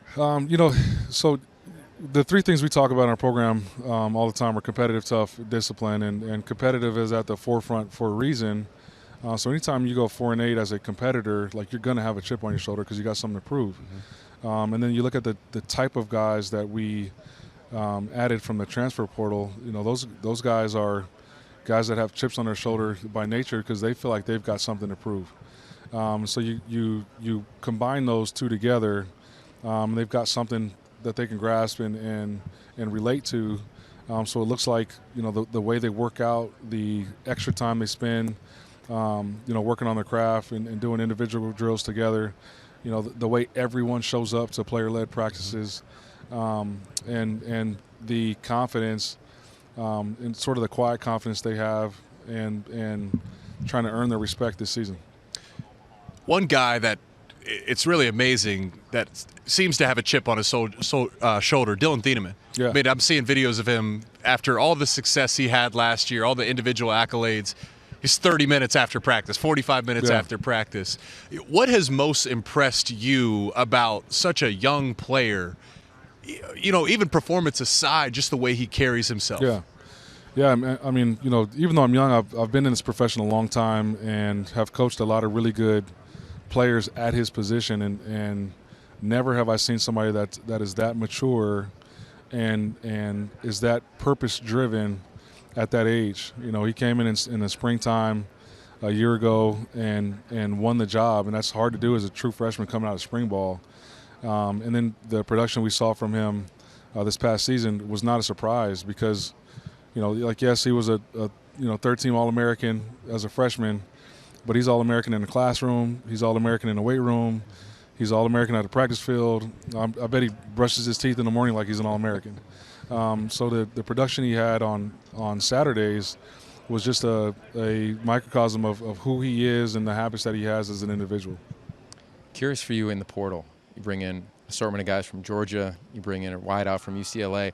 How have they impacted the building? You referenced a chip earlier, but have you seen them pulling guys forward? Have you seen the culture pull them forward? Yeah, I think it kind of goes hand in hand. The guys we got from Georgia, obviously they have seen firsthand what it looks like and what it's supposed to look like to go compete for and win a championship. And then the other guys can give different perspectives on things that we do well, and things that, hey, coach, have you thought about doing this? So I think the perspective from all of those guys adds to the culture, adds to the experience of our players in the locker room. I want to ask you a little bit about Jamal Edgerine. Yeah. The last year he came in, I think there was a thought that he could really help you at a receiver spot. He had been very good at FAU and then was injured in the preseason. Where is he in his return, and how important a cog do you think he can be in getting the pass offense to where you want it to be? Yeah, I mean, he is fully cleared, and it is no surprise as to where he's at. The moment he got injured, like he was in the training room post-practice already rehabbing. And he like, coach, don't worry about it. I'll be right back, and I'll be better because of it. And he has been the hardest worker in the training room. He lets you know he's there every day, and he's as confident an individual as I've been around because of the work that he puts in. And so you add his work ethic, his confidence with his 6'4", 215-pound frame, and natural ball skills. Hopefully that looks like nice production coming through the air this fall. If Dave's going to ask you about one of the passing weapons, I got to ask you about the tight end, Max Clare. Yeah. I like him. Absolutely. He moves really well. He's a Absolutely. fluid athlete. What's his role? What's your expectations for him this season? Man, Max is a freak, dude, and nobody really knows about it because his season got cut short. Yeah. He really played in 3 games and a couple series. You know what I mean? And in those 3 games, he was as productive as a tight end that there was in the country. And so to watch him move the way he does at the size he is. And just another more year under his belt, of growth and maturity. He's going to be a go-to target for Huddy. And we got other guys behind him. George Burn, who saw a lot of action that last game, really at like a flex receiver. He's 240 pounds now, and that's a guy that was the 110-meter hurdle state champion in the state of Indiana. That's that size, be able to move that way. Add in a healthy Drew Bibber as well. Like, you got some athletic guys and that can create some mismatch problems. And I know what 13 personnel spreading out to a 10 picture causes problems on the defense. Yeah, surprise. You like a tight end. Jake just lit up with the talk of that. Ryan Walters, ton of fun as always. Absolutely. Thanks a lot, Coach. Really good Thank to you visit guys. with you. Did you welcome to Media Day? It's great to have you here. Thank you for having me. Did you guys coordinate the outfits? Because I feel like you everything looks like it goes together. Like, did you talk beforehand? Nah, not really. It was kind of I picked first, and we just didn't want to do the same colors. So you got to pick first, though. Yeah, You yeah. told them I'm gonna go with like this nice gray. Yeah, I went black and white. I went the blue and brown. Well, you all look terrific, and I like the bow tie. It's a nice Thank nice you touch. so much. All right, I got to ask you guys. I mean, Coach Bielema has talked a lot about finding leadership on this team and how important that is. There's a reason you guys are all sitting here today, repping the squad at Media Days, because you are leaders. How has the leadership on this team evolved? And I'll ask each of you individually. How is your role as a leader on this team and what you think you are supposed to be taking on? How has it changed in your time there? I mean, just coming in as a freshman, it was more of a learning the game and understanding how to play college football. But as I gradually got older and understood what it meant to play a lot of football, being tough, smart, and dependable, I feel like it's my job now to kind of teach it to the young guys, put the team on my back, and lead us to success. Yeah, definitely on what Pat said. I think my leadership role was I basically was a leader by example. I had a different role in that aspect, and I feel like for me, it'd be a better leader to challenge myself to be more vocal for the team. That's one aspect I've been working on during this time. Well, I've been in this defense for two years, going on 3, so it's about time to step in that leadership role. And I know the guys are, looking up to me now because I'm that older guy, so I just take in from these 2 guys and just learn from them. Tell me about the outside linebacking room and what you guys have, because there's obviously a ton of talent, and I think it's unique whenever you get 2 guys who play the same position, because that doesn't usually happen at Media Day. They try to spread the love. So tell me what makes this room unique. For me, I love these guys. These boys are so talented, from AB to Gabe to Joe Barner. We got freshmen like Joe Barner to DB to all them boys. I think we're one of the most talented groups, and I'm proud to say that. Yeah, we have a special group. This was Seth said. We have a freshman, AB, DB. We got some key people in our room now. So it's been a pleasure to see those guys work during the off season. And, this room is talented. So, as you said, it's a special room this year. And, Gabe, you've talked about, your hand in the ground last year, showing more versatility, elevating your game with the way that you're playing that position. Talk to me about the evolution and kind of where you think you can make the biggest impact on the field. I'm really wherever coach sees fit. I put my hand in the Burke, Wisconsin game. I could do both. I'm a jack of all trades. So I'm just really prepared to, do whatever it takes to, win and put the team first. All right, Pat, talk to me. You've got, you think about the fact that you were part of Bielema's first recruiting class at Illinois, and you've been here and you are that guy now. You are a leader on this team. What is it that you have been focusing on personally? You talk about culture and being a leader and all the rest, but for your game in particular, you lead the team in touchdown catches last year. What do you want to get better at? I mean, honestly, I feel like the physical aspect kind of comes with the development of the game. But as a football player, I want to come more mentally football smart. Because, you get to the next level, everybody's going to be big, fast, everybody can catch.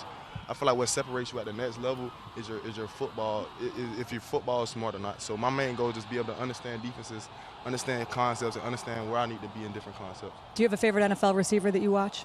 Growing up, I was a big Odell Beckham fan. He kind of fell off a little bit, so I'll probably take over his job when I get to the league. I like that confidence. Tell me why Luke Altmaier is going to be a problem for opposing defenses this year. I mean, it's our first time having a starting QB come back for a second year, and I honestly feel like he's been very comfortable, very impressed with how he worked this spring. We worked out a little bit this summer with each other, so I pushed him real hard. So I'm very excited to see what he could do. I mean, he did a great job this year as far as leadership, getting the whole offense together rather than just receivers and just running things how a quarterback should run things. So I've been very impressed, and I can't wait to see what he can do this season. You know, you three all have new position coaches, and I think about the adjustment to learning the vernacular and getting to know these guys. So just tell me, Clint, since I'm out coaching outside linebackers now, what have you learned from him, and what does he bring to that room? Personally, for me, we sat down and talked, and he asked me like what kind of player I wanted to be. And from that experience, I learned a lot from him because he's been to where I want to be, and just taking that time to just learn what he did to get there. That's why I aspire to be. That's what I want to do every day, and like I want to learn from him. So. Well, yeah, what he said, Simpson's played our position, so really, he's just teaching us how to be a pro, how to go about things. He's teaching us different moves and stuff. So I'm very excited for him to be in our room and have him as a coach. I learned a lot from him, and especially how to play and the mindset to have to be a great outside linebacker. He's had 13 sacks at Virginia, so he knows what he's talking about, as I could say. So I'm happy to have him here, and I'm just grateful. It always helps when the guy you're learning from has done it at a high level. Justin Stepp, your new position coach. Tell me about him and what you've learned from him and that dynamic. I mean, honestly, I've learned a lot just coming from Coach Gio. He kind of set the foundation for us young guys in the wide receiver room. Coach Stepp comes in, high energy, teaches us different tools we can use with the game. It's crazy. Coach Stepp actually recruited me when I was in high school at the University of Arkansas. So we kind of had a relationship from then. But he comes in every day. Some days he's down, I pick him up. Some days I'm down, he picks me up. So I feel like he's a great coach, and I can't wait to work with him. All right, I know, I'm assuming, I don't know if you guys were at Wrigley for Illinois night the other night, but Howard Griffith, who is a legend obviously at Illinois, and he gets to comment on you guys all the time, but now you get to comment on him. He threw out the first pitch, and what's interesting about this footage, as you can see, I mean, this is, it was a big night for him, but all of the footage that I could find online, you can see him throwing out the first pitch, which we'll get to in a second here, but you don't actually see it cross the plate. So I don't know if you guys have any film that we don't have access to, or if you heard what happened with, see, there you go, the ceremonial first pitch. But you just see the smile and the celebration. He said it was a strike right down the middle with just a little arc, but I would like anyone to be able to validate that. From what I saw in the form, I played baseball. It was more than just a little arc. It was a lot of arc. And I don't think it made it that far past the plate. Oh, they got you. I should let Howard come up here and grab the mic. And got to let him defend himself. Yes. Yeah. All right. Well, you can't win them all. But what is it like? I mean, I know you guys, it's cool to be able to have someone who is such a big part of your program and a legend in your program being around you and covering. So what do I need to know about my new colleague over there? He's a great person. He has a great family. His son is actually our assistant wide receiver coach. So we can see where Houston gets his smarts from his dad, Howard. Yep. So you got some real dirt, is what you're telling me. Oh, yeah. You got some real stuff. It's real family. Real family at University of Illinois. Real family, definitely, yes. Real family. And I think sometimes you talk about, everybody says football is family, but when you do have those connections, it makes it more special. I'm going to ask you about the schedule a little bit and kind of what you guys are looking ahead to this year. But first, I know you've been asked a million football questions. So can I ask you some kind of non-football questions? Yes, of course. Okay, are you fans of the Olympics? Will you be watching the Olympics opening ceremonies on Friday? Yeah, that's a yes. Yes, for sure. Me too. If you could win a gold medal in any Olympic sport, what would it be? Bobsledding. Bobsled. Terrific answer. Yep. Okay. They could put me on the USA basketball team. I think they could sub me in. They could. You'd be starting. I could play defense. At least a little defense. Wrestling. Wrestling. I'm going to win a gold medal in wrestling. Okay. All right. Tough, competitive. Yeah. I think that's all good. All right. Last thing, real quick. Your favorite venue in the Big Ten to play away? I'd say Penn State. My freshman year, they had that whiteout and now overtime. I'm trying to see what that's like again. I think we go there. Yeah, we do go there this year. So hopefully they got the same energy that they had my freshman year. You sure do. Yeah, I'm going to piggyback off that. Penn State, that road win was amazing. That 9 overtimes, it would be like forever ingrained in my head. So, like, I really enjoyed that time. What was the question again? Favorite venue to play in, not at home? I would say Michigan. Michigan, for sure. The big house. Some big-time environments. Yeah, There's no question. You mentioned Penn State. You guys are there on September 28th. So enjoy that. Enjoy the season. Enjoy the rest of Media Day. I appreciate you guys. Thank you for having us. Bobsled. What a great answer. I love Terrific answer. And you didn't even hesitate. No. By head coach Bret Bielema. I know a little bit of a step back from where you were the previous year, where you just had a fabulous season. We're early in your tenure, still at Illinois. You're going into the 4th year. What did you kind of learn about last year, where maybe it wasn't quite where you wanted it to be, but as we saw, close to being really good, versus the year before, where it really was where you wanted it to be, that you can take into this season? You know, Dave, I think that stat right there, right, it jumps out to me. I lived it, right, so I knew it. But our players, you know, I think as this thing has evolved, our first year we were 5-7. Everybody was kind of excited around it. I wasn't, right, but I knew where to go. Then that 8-5 year, we were at 1.7-1, right? And then we kind of ran into a little window of Michigan State, Purdue, Michigan that lost 3 in a row, won against Northwestern, go to the bowl game, lose a heartbreaker to Mississippi State. And I think they just thought last year was going to happen. I think they, you know, for me as a head coach, I didn't recognize it soon enough, maybe the edge that we needed to have. And that's what we've been concentrating on, making us good at what we've been good at, which is tough, smart, dependable, and that'll hopefully propel us through those moments. When you think about last year, the area that really struggled was the defensive side of the ball. You had been so good the year before, by some statistical measures, the best defense in America. I know that's kind of your bread and butter. That's where you made it on that side of the ball as an assistant coach. So how do you get back to kind of being that championship level defense that you were 2 years ago? Without a doubt, I think defensively, especially in the back end, we lost a lot of really good players. And on top of that, we had a Matt Bailey, literally one of our best defenders. We lost him the very first play of the Pitt State game, which was the very first Big Ten game. Lose him for the season. Xavier Scott, torn ACL. So we had some players we thought were going to be there that didn't materialize. So the thing I'm excited about is those players are all back and they're better. Had a guy by the name of Tyler Strain who helped us over the last couple of years, has really had his best football. And then the other area that we concentrated on was the offensive line, right? I thought for us last year, a lot of it was defensive performance overall, and the offense, a lot of our struggles came from up front. We just need to get more players and develop the ones we had better. You had some injuries on the defensive side, as you mentioned. You also had some on the offensive side throughout the year. How are those guys progressing, and what do you expect from them this year? You know, Howard, you know this firsthand, but I've never had this in my career. We lost 4 of our top 5 running backs, you know, for a significant amount of time during that season. So although we had guys there, it was just never any consistency of the same person. So right now, everybody should be full go rodeo. We lost a younger outside linebacker last week, Mason Moragan, unfortunately, that we lost for the year. But other than that, we should be pretty much everybody that we expected to play to be there and be full go. Full go rodeo, stealing that. I like love that. Yeah. Absolutely love that. And no eligibility for Henning. I've never been in a rodeo or anything like that, but Full go rodeo. I'm all in. That's going out in week 1. Yeah. I'd imagine when you were on your vacation in Hawaii, maybe you sat back and you said, "Oh, college football. What's going on here?" I'm curious your thoughts, because you've been in college, you've been in the NFL, you've seen this thing for a long time, Coach. Yeah. Where do you net out at the state of the game right now? You know, it's kind of, I had a moment on stage where they give you 15 minutes, and I kind of said, I'm going to take what I can do here, right, and talk about the positive of college football. I mean, it's affected all of our lives, right, in different ways. I got a room full of 120 guys who I get to have daily contact with because of the game we love, right? And everybody talks about the negatives. I want to, you know, it's all from your viewpoint, right? What's your advantage? And my job is one of the best jobs I can ever imagine having, right? Like I say that all the time, but NIL, people talk about different things. Well, I saw NIL last year. Isaiah Adams, who was an offensive lineman that we took from Canada, his family had never seen him play a college football game. And because of the NIL opportunities, he made sure his mom and his sister from Canada were at every game, right? Mm-hmm. Those are things that I think we need to make sure we understand what's happening. We've had guys, Pat Bryant came back, you know, for this year, probably had options to go to other places, but I knew one thing we had that nobody else had, and that was going to be he was a semester away from graduating. I think we got to concentrate as people, as coaches.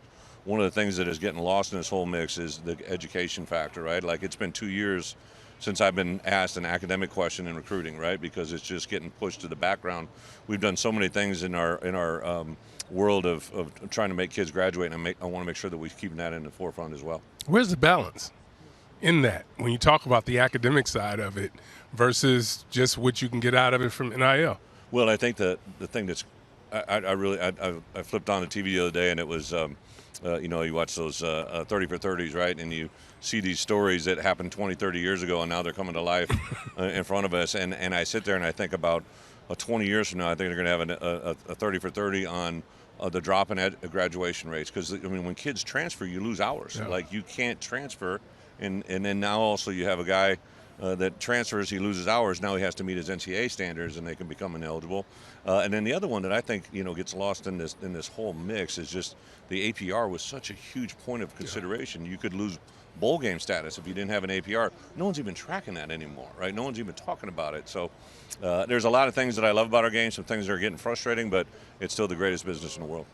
There might be a 30 for 30 on quarterback transfers as well. 46 projected starters of the 68 power teams in college football are on their second school, yours included. Yeah. Curious for you, as you evaluate it, what's one of the traits that's like a must-have for your quarterback this year to take his next step? Well, I'm excited for Luke. I think experience breeds, success, right? And this will be his second year as a starting quarterback. I think the growth I saw from him from January till July, I stepped away in July, but the voice that he has, like a quarterback needs to communicate. I think the X factor right now is going to be the in-home communication. Like obviously ours on offense is going to be with the quarterback, on defense will be with the safety, but to now have a quarterback coach in your ear, hey, you know what, with a guy that maybe needs a little bit of, hey, we're in a 2nd and 8 here. Let's make sure it's not 2nd and 12, right? Let's make sure it's a 2nd and 4, manageable 3rd and 4. There's just things that I think the quarterback is now going to be able to hear for someone that it doesn't come natural to, that is going to make them play in a better way, and I think Luke could really benefit from that. Are you familiar, Yogi, with city and country turnovers? Do you know about those? I'm into them. Okay. Oh, you're going to learn something. This is going to be fabulous. The difference to you between a city and a country turnover. You ready for this to hang in there? When you're a D lineman, right, and you kind of just turn around and you see a ball, right? Like your first reaction is just to jump on it, right? But a lot of times that ball is in open space where you could scoop it up and score, right? What kind of turnover is that, Bret? That would be a country fumble, right? Which means there's a lot of open space, pick it up and run. But a city fumble means there's a lot of traffic and you need to just get on it. Recover that thing. So you should hear, with our guys, there's a ball laying on the ground, they should be on city or country. And I use that to preface a question I had, and you'll learn Coach Bielema gives us incredible access. The reason that I learned that is because we sat in on a team meeting where we were talking about city and country fumbles and looking through different video of it. Last year, you guys, for whatever reason, turnover margin just was not where it had been the year before. And I know how much you emphasize it because I saw you talk about it with your team. I'm guessing you didn't emphasize it any less last year than you did the year before. So our interceptions were way up. Right. So do you just kind of subscribe? Do you subscribe to a randomness theory of turnovers, or do you think like there was something to why it dropped off last year and how you can get it back? Without a doubt, we created more turnovers on offense. We turned the ball over more than we had in the past. And then defensively, the year before, we were in an astronomical. It was the most interceptions. We had 20-plus interceptions. Right. I've never experienced that. So there's a little bit of a common ground there, but I do think that sometimes they come in waves, right? And you really – I've been on teams where we can't create a turnover, right? And all of a sudden, one game you'll get 4, right? But I do think you can create them, and that's what we got to do a better job of, especially on defense. To what extent, Coach, do you think a divisionless Big Ten affects Illinois? Whereas in the past years, you were looking to get here to Indy, and you had those other 6 teams in your division you felt like you had to be better than. Does it impact you in a positive and negative? Like, what do you think when you look at that now? Well, I think we got to deal with what we have, right? So, like, again, the viewpoint is everything, right? I'm excited because the first time in Illinois football, we're going to play a team on the East Coast. 2 of them, actually. We're going to play Rutgers and Penn State out there, and we're going to the West Coast to play Oregon, and we have a 100-year anniversary game at home against Michigan that is special to a lot of people's hearts. So I think the reality is, right, that we have 6 teams this year that we've been in a rematch game with, 6 teams we've never played before, right? So it's a little bit of 50-50. I understand it. Listen, I'm a purist. I grew up in this league, but my first title, that first banner up over there was with the very first Big Ten championship game, right? And we won the second one, but the year prior to that, we won it in in the non-traditional way of not a championship game. So Illinois is what it is. I'm excited. I do think that we got to play to our strengths. And we have 2 games guaranteed every year with Northwestern and Purdue. So I do like that those components stayed in place as well. How do you think travel will affect the way you coach and the way you practice this year? For us, Oregon, we're going to go out a day in advance, right? So we'll leave on a Thursday, which is a new thing, right? Mm-hmm. When I was in the NFL, a lot of times when we went west or we traveled more than 2 time zones, we sometimes would go the day before but stay the night after because you didn't want to fly 2 a.m. till 6 a.m. and have them screw up that next day as well. Mm-hmm. So there is some X factors there, but I tell you the one that everybody's, in my opinion, the use of in-helmet communication and the tablets now. So it's not just pictures, right? It's video, right? And to have the ability to go to the sideline after a third down that either had success or failure and to watch your pass rush, maybe why you didn't land it or maybe why you didn't set as well as you needed offensively. Maybe you want to believe what the coaches tell you, but now the players, film don't lie. Right? Like when you see things on film, that's the truth. That's the reality. And to take those into halftime now, like that's going to create an environment of teaching and learning that I think is unprecedented. Our 2 scrimmages are going to be full-blown reality TV because we'll have the in-helmet communication, the 15-second cutoff, and then obviously the use of tablets on the sidelines. And we'll take a halftime break just to learn how to use tablets at halftime. Can't wait to see how that shakes out. All right, 2 quick players because as the portal continues, you added some additions here late in the game. Terrence Brooks, DB coming from Texas, and Zachary Franklin, a wideout who I think can really go. Those 2 guys, what have they done to your program? They've only been there a few months. Yeah, so we haven't been able to practice with them. We've been able to work with them. We've been able to see him. Terrence moves very well. All the things you saw on film when he was at Texas are there. What I've been impressed with is just the way he goes about his business. It was fun to recruit him. Actually talked with his dad, Chet, because Terrence was involved in finals. He didn't want anybody talking to him, so what dad and mom want was what we want. So we went 2 weeks of talking just to the parents, and I was hoping I was going to love the kid as much as I loved the parents, and it's been the case. So excited about him. And then Zachary, 40-plus college starts. 40.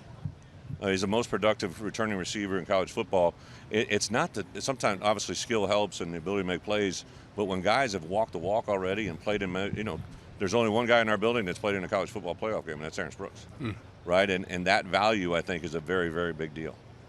Coach, you're playing Northwestern at Wrigley Field, and you were at Wrigley Field here recently, and Howard here got a chance to participate what in is the going line on here? too. Well, no, I just want to talk a little bit about We've been talking about it for the last 30 minutes. Well, because we have the Illini on, and it was Illini Day. I mean, we're not bringing it up when the Ohio State guys are here. Listen, when the Purdue guys I are don't here. believe that you're going – I think you're going to do something that I'm not going to like. But go on. I'm sorry. I'm not going to do anything. Yeah, I'm you going are. to ask you a little bit about your experience at Wrigley Field. With Howard Griffith, how he got chosen to throw out the first pitch rather than you. That was an and whether executive decision. I have sung "Take Me Out to the Ball Game" with him not once but twice. True. Twice. He's got a lovely singing voice. I was sitting in my office. Brett Moore, as you guys know, we know him well. Said, "Hey, we're going to have a Take Me Out or a Illini event at the Cubs game. Do you want to throw the first pitch?" I said, "Absolutely not. But I'll sing." And they're like, "Well, hey, we're thinking about someone. Do you want to do a player?" I said, actually, Howard's son Houston's not working for us, coaching our wide receivers. And I literally thought, hey, this would be kind of a cool father-son moment. Want to see if Howard wants to throw out the first pitch. Didn't know his skill set, didn't know his ability level, but that's how it materialized. And it really became because I know that if you sing the 7-inning stretch, they're always going to boo you. But you got a chance to recover because it takes a couple. But the first pitch, you get one pitch. You get one. That's all you get. Yeah, it's all on one shot, right? It's a bit I don't of know a how it harrowing actually went. experience. I didn't view it. I wasn't there, but I haven't heard anything. Were you on the rubber? Did you go on the rubber or did you go front of the mound? Rubber. I'm just asking. A former Division I athlete. Yeah, a walk-on, by the way. Yeah. Of course I went to the rubber. Okay. All Except right. I didn't step on it. You don't do that. You don't step on the rubber. Oh, really? I told the rubber? You shouldn't Yeah. have touched the rubber. Yeah. It's bad. Now, They lost the game. I was under the impression didn't they? I got an entire at bat, so I think I brushed the guy back with the first pitch a little, as I recall. I tried to go a There's little that. on inside. Oh, there you go. Right, and then I was going to go, outside corner. Yeah. It's not about you, Rever. But in all seriousness, that the singing is It's phenomenal. Yeah, that's when I first did it, yeah. 2006, they used to put you out on a stage and there was no balcony, no ropes, Right. and I'm like scared of heights, so I'm like, holy cow, right? Like this is a different deal. So now you're spoiled. You get to practice with an Oregon guy. Yeah. You get to stand in a closed ballpark. I got to throw a hat. It was. It's pretty live. I love it. How do you feel about that game at Wrigley Field? Excited. Again, we carry forward playing Northwestern and Purdue every year. Our game against them last year was a heartbreaker for us, right? And I think it's a huge game of respect. Got huge respect for Dave and what he's done, obviously in a tough environment there. I think it'll be a great one for our fans. It doesn't take a rocket scientist why Northwestern chose Ohio State and Illinois to be in Wrigley, and everybody else is going to play on in the practice field, right? I think they know the tickets are going to be in that stadium, so I'm excited. It'll be a great way to end the year. Coach, I got to ask you, let's just say we come on back here and you're playing in this championship game. You guys win. Can we get you singing to the crowd? Because we see it right here. If we get Fight here, song. if we get here. You probably team up with them, I'd imagine. Oh, absolutely. Yeah. I'll do it. If we get back here, I'll do anything that we got to do. All right, lock it in. Brett, you were talking a little bit earlier about the offensive line and that group needing to be a little bit better. Give us a sense of how that group fit together in the spring, and then some of those additions you went in the portal and added some guys, and how you think that group's going to fit together to what you need it to be. I think the first thing is it's not just a starting five; it's a group of 10, players that make that. Because offensive linemen, you have what happened last year. We had some guys get injured, some guys that need to move around different spots. I had what I thought was probably going to be one of the best left guards in the country. I had to move him to right tackle. Isaiah Adams got drafted in the 3rd round, but Josh Kreutz is a mainstay for us. Josh just has grown so much in the last year. His ability to see the game is really good, but he plays with such a grit and a determination, and those guys follow him. We have 2 tackles that'll be new starters for us, but very impressed with what they did in the spring. They've started a lot of games at the schools they came from. Josh Getzke, inside, and then Zy Chrysler. So we have a bunch of guys coming back that I think have played a lot of good football and will play good football too. Well, we look forward to seeing them about 9 or 10 days from now. It'll we be get long. you really early in the camp tour. Will be a ton of fun. Bret Bielema, always appreciate your time. Thanks a lot, Coach. Thank you very much. ILL. Joining us on set here on the Big Ten Network. Gentlemen, welcome to Media Day. How has it been so far? It's been great. Long day, but it's been good so far. Yeah? Everybody doing okay? I heard you guys got some Topgolf in yesterday, though. Yeah. We did. It was a good time. Okay. I mean, it seems like you could get a little more excited for Topgolf. Are you not a golf guy? No, I like golf. You like golf? I like it, yeah. Okay. Yeah. Are you as good as this guy? Probably not. Probably not. All right. Tell me a little bit about the mindset coming in this year. Obviously, you guys fell short of what you believed that you could do last year. Ryan Walters coming in year number 2. I think about the talent you have on this team, your comfort level now with the offense, health always important. Just give me a big picture State of the Union where you feel right now coming into this season. Yeah, I feel great about where we are right now. We got the whole staff returning, and then some key guys that we were able to bring back this year, and then key guys we were able to add through the portal and freshmen and whatnot. So I think just having year 1 to year 2 makes a big difference, and I feel great where we're at right now. Yeah. And I think it's always interesting to ask from the center standpoint, the development that you've seen with your quarterback and how you view the offense right now. What have you seen? I think from Hud, I've just seen him grow as a leader, just kind of grow and be more comfortable in front of the team, kind of have that environment around him, kind of have the confidence around him to kind of go out there and cut it loose, have fun, and kind of hold guys accountable and have that leadership role put on him. And Kydran, you made the choice to come back, and it was a football decision and it was a school decision as well. I read that your mom, it was important to her and you that you earned that degree, which I love. So walk me through, what you were evaluating and why ultimately you decided to come back. Well, I was evaluating I got to graduate Purdue first, and then am I still happy here? And yes, I am, and I just want to get my Purdue degree, and that was the main thing. Well, I know Purdue fans were happy that you made that choice, and you're going to be switching positions. You're going from outside to inside. Tell me about that transition and what excites you about it.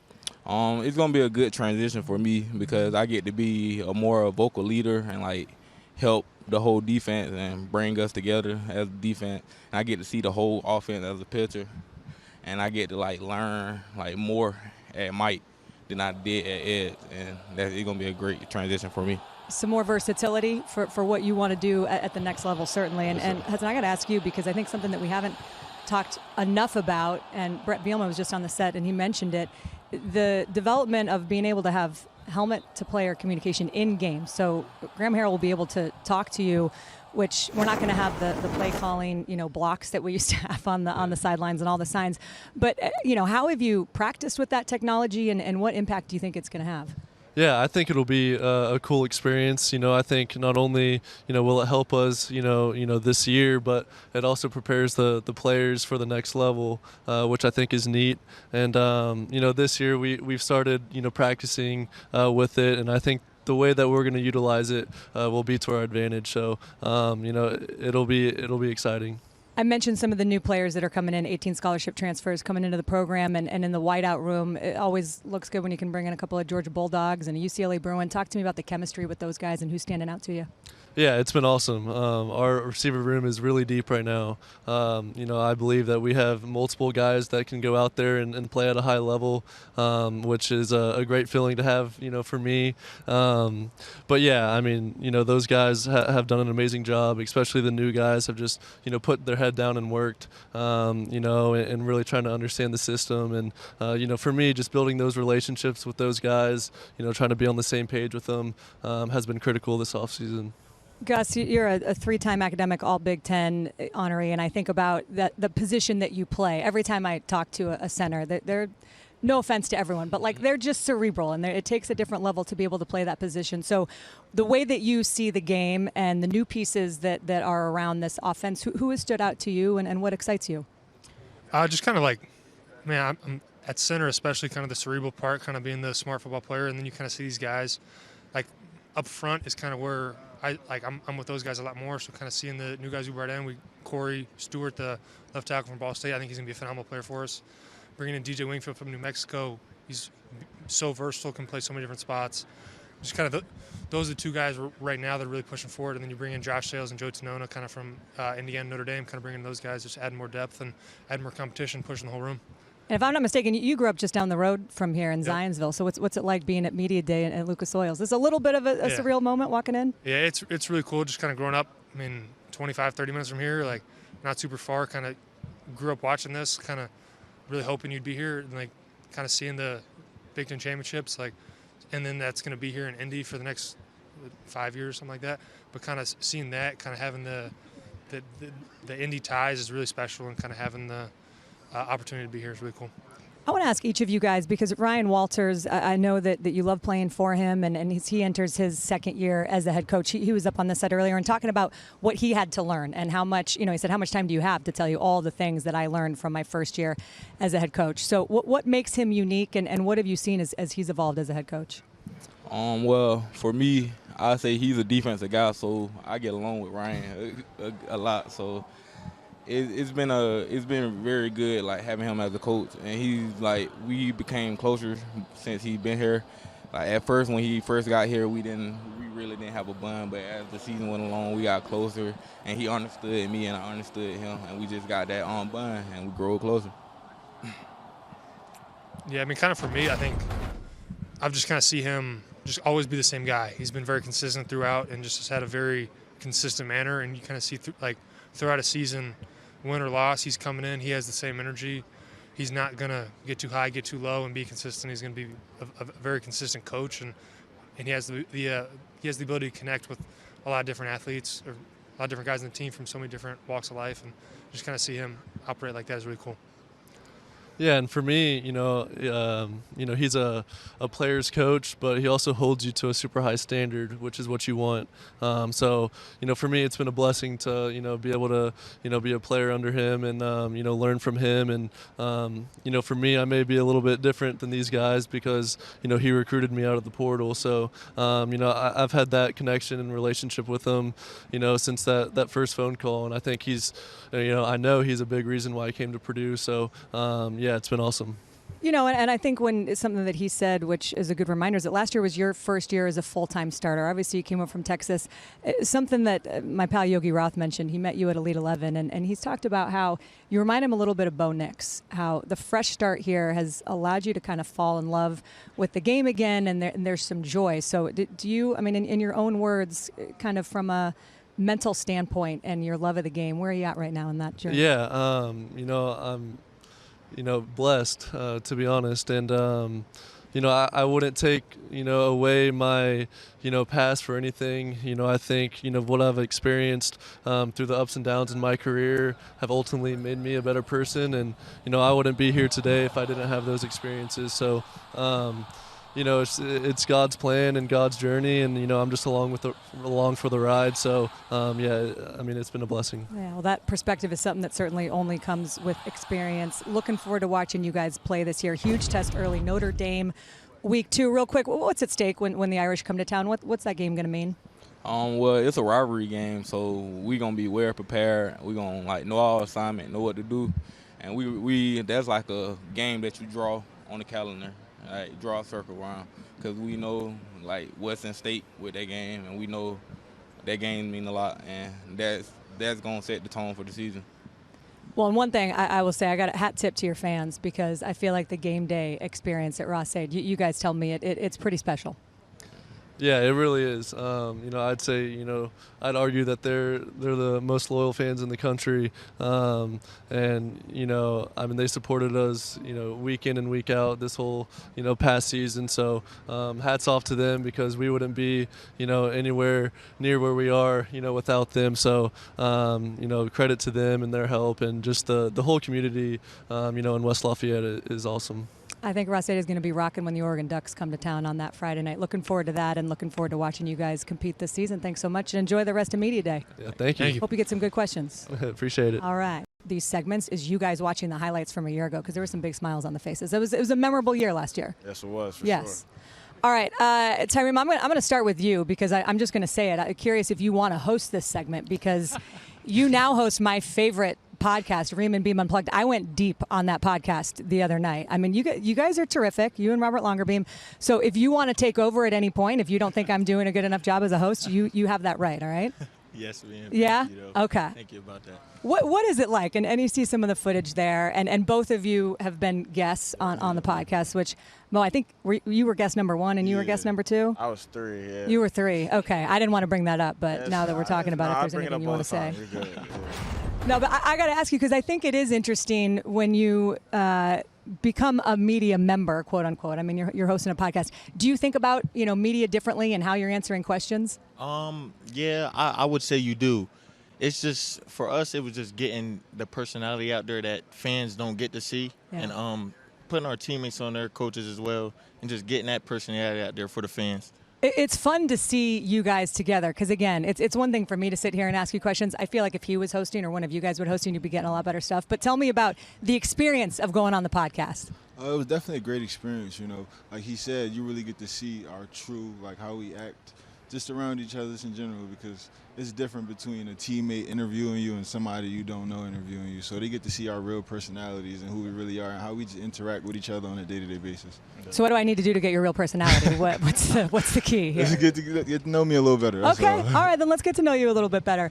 I think about, when I look at this program, and there's so much uncertainty and instability in college football, and I look at Rutgers, and it feels like you guys are rock solid. And, of course, last year you took a major leap.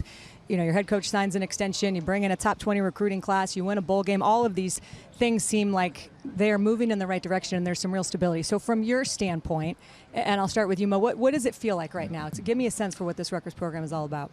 It's definitely different from the past. Right now, I feel like the leadership on the team has taken a step that we need to take in the right direction, This is a player-led team. We control things, we run things, we say how things go, and that's how we want it to be. We'll go as far as we take ourselves, but it's definitely different from the past, though. Kyle, when I look at you, I mean, you lead the league in rushing last year, but what impresses me most when I look at that stat is 866 of those yards came after contact. So you are earning every single thing that you are getting. I know that leading the league in rushing was a goal of yours. You achieved that. So now what's next? What's the next step in your game, and what are you looking forward to this year? Yeah, it was a goal of mine, but not one that I focused on, and I think I was able to achieve it with not having it at the front of my head. I think I was just taking everything day by day, taking practice at a time, and then allowing myself to just play freely on Saturdays. And the O-line, shout out to them. They just did their thing all season long and allowed me to just do what I do. So for this year, I'm taking the same approach, not changing anything else. I did it last year, like you said. That's a great thing. It's a new year, and we'll see how I end up at the end of the season if I just put one foot in front of the other every day and then just take it week by week. You're well trained in media because if you're a running back and you have a microphone in your hand, you have to thank your offensive line. Those I are my think guys. you should at least. So good job on that. Obviously, you and Sam Brown, a great 1-2 punch. Tell me about the depth though in this running back room. Yeah, we've come a long way. I think they've made a lot of strides. I'm really proud of where the position group is as a unit. Just some other guys you mentioned, Sam Brown. I think he's gonna have a great year. Deshaun Benjamin, who you saw a little peek of last year, got a few carries, and he's come onto the scene, made some great strides this offseason. Some other guys that are young, Antoine Raymond, a freshman that just came in from Canada, actually skipped his senior year, and I think he'll help us win some games this year. Just the way he works, he's young, he skipped his senior year, obviously, like I said. But the way he works is like, parallel to none, just because he's a 17-year-old kid and he already understands what it takes to be a college athlete. And I think I commend him for that. And then some other young guys that are figuring it out, Gabe Winovich, Ed Guerriere, they're finding their way. And then other guys in the room, Donovan Delaney, Jordan Kinsler. Just as a unit, we hold each other together and we compete. So when everybody's competing, it just rises the level of competition and it makes us better day in and day out.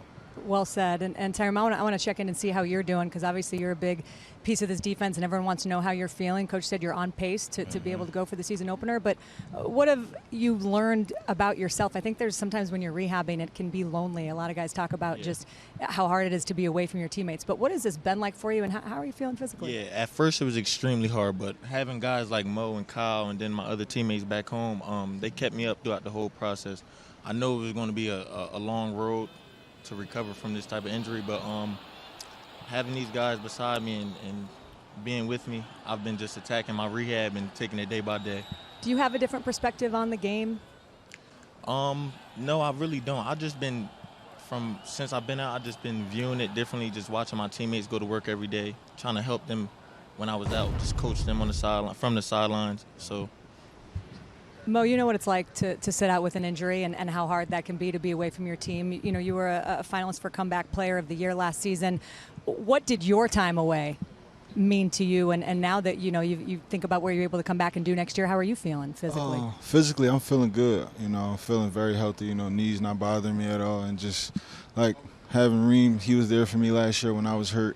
Football is kind of like a coping mechanism for me. Like I use football to escape from reality at times. When I'm playing football, I'm having fun. I'm with my friends. I'm just enjoying my time. So not having that for that year was kind of tough. Like I had guys like Tyreem, Kyle, and my other brothers on my team that just lifted me up throughout the whole year and just kept me up and kept giving me words of encouragement and just letting me help them. That brought me peace. That helped me sleep at night, just letting me help them, coach them up, and just doing the same for Reem now when he's in this situation, just being there for him, giving him words of encouragement. But he's been keeping up himself, though, at the same time. Yeah. Like, I'm proud of him because he hasn't he hasn't put any doubt in himself. He's kept his head up, and he's just coming every single day and just keep working and just keep chopping. And he continues to motivate our group, not even just me, our whole linebacker unit. So I do think the mental part of coming back from an injury is just as important as the physical rehab. But you mentioned the brothers on your team. You actually do have a brother on the team. What's that like? It's honestly amazing, like just having him there every single day. Like at first I didn't want to be too hard on him, because it's my brother. He's been around me his whole life. He's been hearing my mouth since God knows how long, So it's just like, but watching him become his own man, watching him grow into his own man and becoming who he wants to be and just watching him fall in love with the process. It's been amazing, He's just been grinding and just trying to get better so he can be the player that he wants to be and just growing into the man that he wants to be. So. There are so many storylines on this team. I could keep you guys here all day, but one of the guys I want to talk to you about is Timmy Ward. And, I was just really understanding his story. Hodgkin's lymphoma survivor, joined the team 3 years ago as a student manager, started as a walk-on, and then had that moment in the bowl game last year where he recovered the go-ahead touchdown. Just what does he bring to this team, and what was that moment like? What do you remember about it? Yeah, that Timmy's story is like one of the most inspirational stories I've ever even heard, and to see him day in and day out, like sometimes I just look at him like you really worked yourself to get to this point, not only just for football and life, like to be able to overcome that. And Timmy's an inspiration. He's a great teammate to even be around and a great person more than anything. And I remember before he was on the team when he was a student equipment manager and he was running around, and then he said he was going to try out. I said all right, and then next thing I know he had a locker in the locker room. I said wow, you really, you did it. You said you were going to do it, and you did. So he's just an inspiration, and I couldn't be happier and proud of him. It's awesome. And to have guys like that, again, in the locker room, it's just the perspective, I think, that is so important to be able to have around. You guys play USC on a Friday night at the Coliseum, and it's an 11 p.m. Eastern kickoff time. I know you know that, but just, have you thought about, A, being able to go play in that venue and what it's going to be like to go out to L.A. and play in the Coliseum, and B, kind of the logistics around that? Is that something you guys have talked about? Yeah, for us, I think it's going to be a lot of fun just going out there on the West Coast and playing football, doing something you love at the end of the day. But, yeah, it's going to be different for us, but we look forward to the challenge, and we can't wait for that opportunity. Well, you guys are no longer the new guys in the conference now. What was it like when you found out that Oregon and Washington and USC and UCLA were going to be joining the Big Ten? I was excited, honestly. I feel like it's going to be good for the Big Ten, and a lot of those teams that were added, I haven't been to those places, so just getting the opportunity to go out there and play at USC this year. I've never been to California, I've never played in the Coliseum. That's just a dream. Like, you grow up watching those teams play, and just seeing those stadiums, those legendary places. So just being able to go compete against them, it's amazing. I love that, being able to have the opportunity. I love that. You're going to love it. Be careful of the horse traveler. I almost got run over by the horse. It's a live horse, yeah, so I'll give you that tip. Okay. Tell me what you're most looking forward to, because I think there's plenty of things as you look at your guys' schedule, and I mentioned the Friday night's games. You also host Washington in the Big Ten opener in late September. I know, yes, you have to think about game one, and that's the only thing, but as you look ahead, what are some of the venues you're excited to go to besides the Coliseum, and what do you think of when you look at the schedule? I wouldn't say any venue particularly. I'll just say that this is the most different schedule I think I've had since I've been in college. 2 bye weeks, one really early at that as well after 2 games. So it's going to be a different type of season just in terms schedule wise. And like you said, like you mentioned, the West Coast game, that's going to be a little different logistically. But just taking it day by day and game by game. So we try not to think too much ahead. Howard's our first opponent that we have, so we're going to be focused on them. I know we got some Friday night games in there. Howard's a Thursday game, so whatever's in front of us, we're just going to put our head down and chop it. Yeah. Well said. Okay, last thing, I'm going to let you guys go. Tyreem, what do I have to do to be a guest on your podcast? Like, what's we welcome all guests. You do welcome all guests. Yes. Okay, I'm going to follow up. Because please 22 do. is my favorite number, and I like East Coast pizza. And other than that, I don't know what qualifications I have to be on your podcast. Yeah, we would love to have you on the show. All right. Gentlemen, thank you so much. Thank Best you for of luck having this us. season. Thank you for watching you. Day, and Coach, we have set the scene there for what people are hoping for from your team this year. I'm going to ask you a question which I'm sure you've gotten a variation of many times here today. It's not an original concept that I'm going to bring up here, but I'm just interested in your reaction. You know what comes with the territory at Ohio State. Is anything short of winning that trophy? Is anything short of winning that trophy acceptable this year in Columbus in terms of the national championship? Yeah, that's certainly not the first time I've heard that question yes, today. No, I know. I didn't say it was going to be original. 35th time I've heard that. I think we're excited about the team. I think our guys came back for a reason. There's a group of guys, probably 10 or 12 guys that could have gone to the NFL that decided to come back, and they came back for a reason. They didn't come back just to play. They came back to win something. And so, we owe that to them. The coaches, the young guys, we owe that to those guys who decided to come back to give them everything they need to go chase a championship. And we have goals in mind, and we want to get those things done. But there's great opportunity this year. There's great excitement around the program. And but once all that dust settles, from this visit, we'll get back to work next week in preseason camp and focus on what matters. One of the things I'm interested in seeing when we come through town is you working with Chip Kelly, someone who you've known going all the way back to your days at New Hampshire. He's now your offensive coordinator. What does it mean to be able to work side by side with Chip in that way? And what do you expect offensively from this team this year with some of the new ideas he's bringing? Yeah, it's a good group. There's a lot of talent there. Chip has a great history of running very exciting offenses. I think a lot of people think about, the spread stuff that he did at Oregon, but when you look at what he's done at UCLA, very, very different. Before that, 2 backs. So he's got a great library and great ideas, and is constantly studying what some of the other guys are doing across the country. But the idea is what is right for us. And I think it's my job to make sure that I'm kind of looking on the horizon and figure out what's coming down the road and what's coming in this league and some of the things that our guys have done well in the past couple of years. So it's exciting to watch, but I think he's going to do a great job.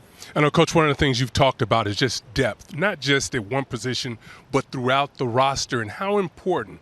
You could be a 3 today, but you could be a 1 in week 6. How important has it been to really drive that home to your team this year? Yeah, it started, right at the end of the season of identifying how do we get the right people in the right seats and put this roster together. And a big part of that was depth, like you said. And we've got to play depth this year. We know it's going to be a long season, so we have to have guys ready to play our best football at the end of the season. And now with the addition of games, these guys got to get in there and play. So it's going to be great for our guys. It's going to be great for the team to see different guys in there playing. It's going to be very competitive. Coach, you referenced Chip Kelly taking over as the play caller.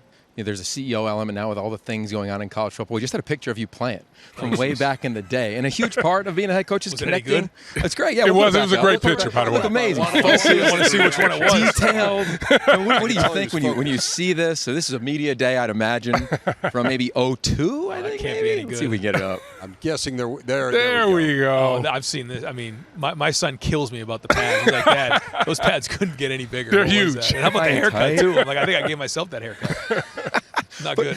But you think about that, and you've got a room loaded with stars, guys who are very well known. We know what the NIL picture can do. How do you make sure you're communicating with them versus just overseeing really talented players? Well, there's a lot that comes with it, and this is going to allow me an opportunity to take a step back and just see things from a wider lens, be involved with special teams, be involved with the defense, and figure out what the team's going to need, especially as we get into November. What is it? The messaging.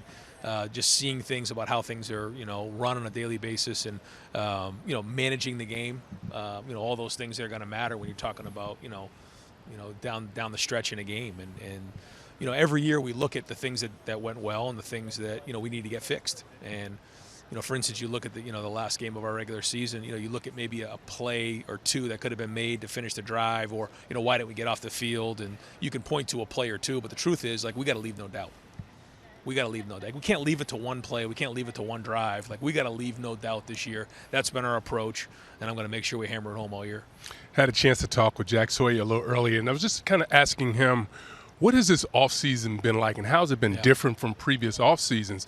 And he talked about different position groups doing things that were specific to what they need. Yep. And he said, we did some of that in the past, but he said he felt like it was more pronounced this year. I don't know whether that was because this is a veteran team coming back, or whether it was some things that Mick may have tweaked as far as what he does. But it seems that they are really excited about the opportunity that they have. I think we've all learned that, at least in the program, that we've had talented guys. But talented guys, even when they're young, they're still figuring it out. They're still doing it for the first time.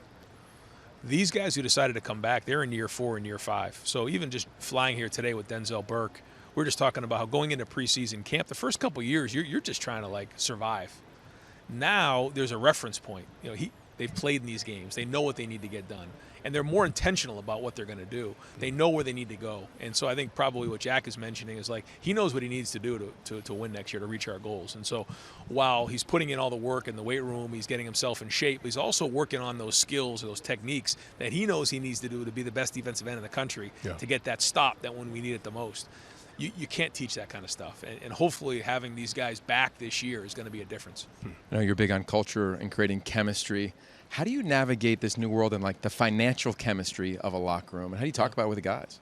I think it starts with the type of people you bring in. And certainly, nobody says they lead with NIL, but we certainly don't. And we want to bring in guys that want to be Buckeyes. We talk about the tradition.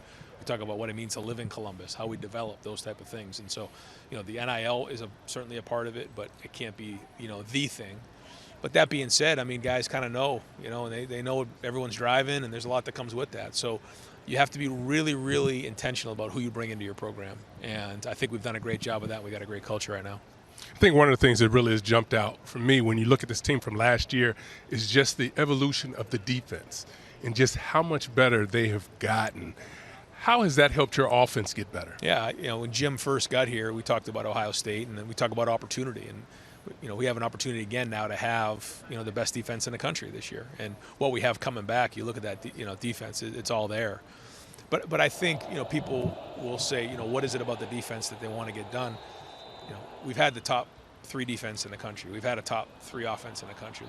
We need to win games. When the game's on the line, we got to get those stops, whatever that looks like.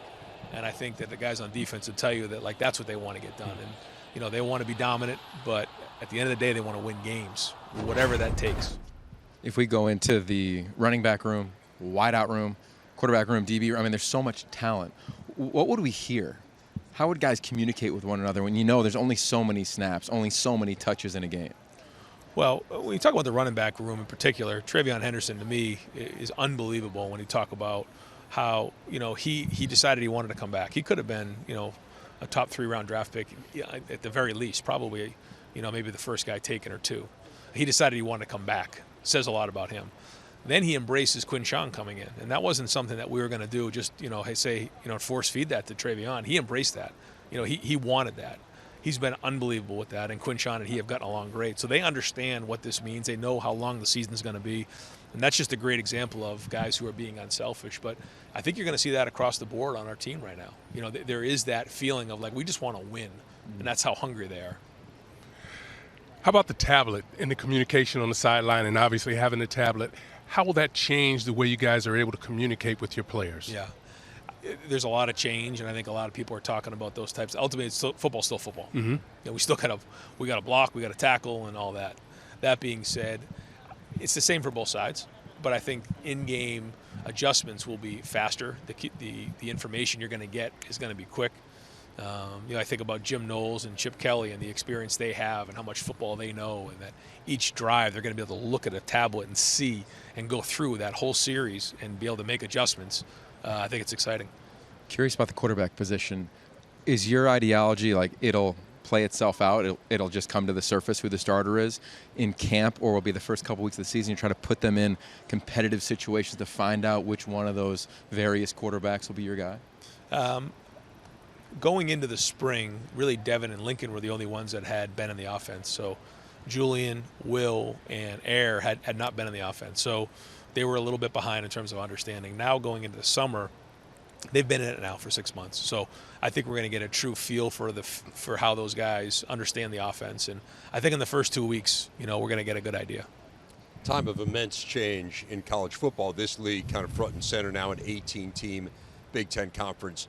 Does that change the way that Ohio State operates in any meaningful sort of way, whether it be recruiting or otherwise, playing in an 18-team league that stretches from coast to coast?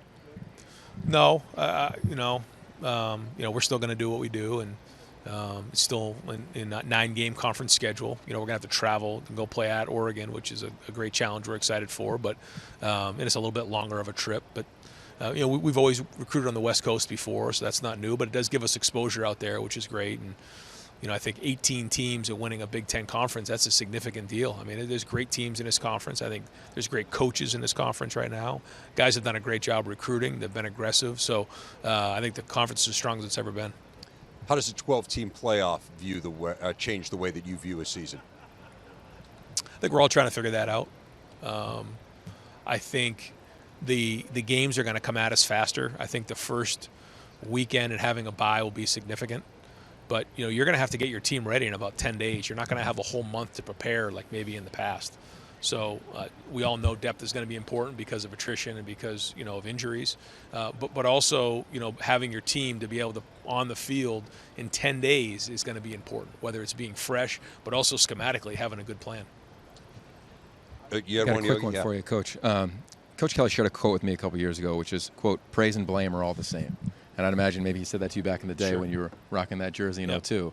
With that said, how do you talk to these guys, the veteran team that you have, about all of the celebration, some of the criticism that will eventually come their way when probably the best team will have to be the most mature team to navigate 16, 17 games? Well, you don't want to be a distraction to your team. And, we want to stay focused.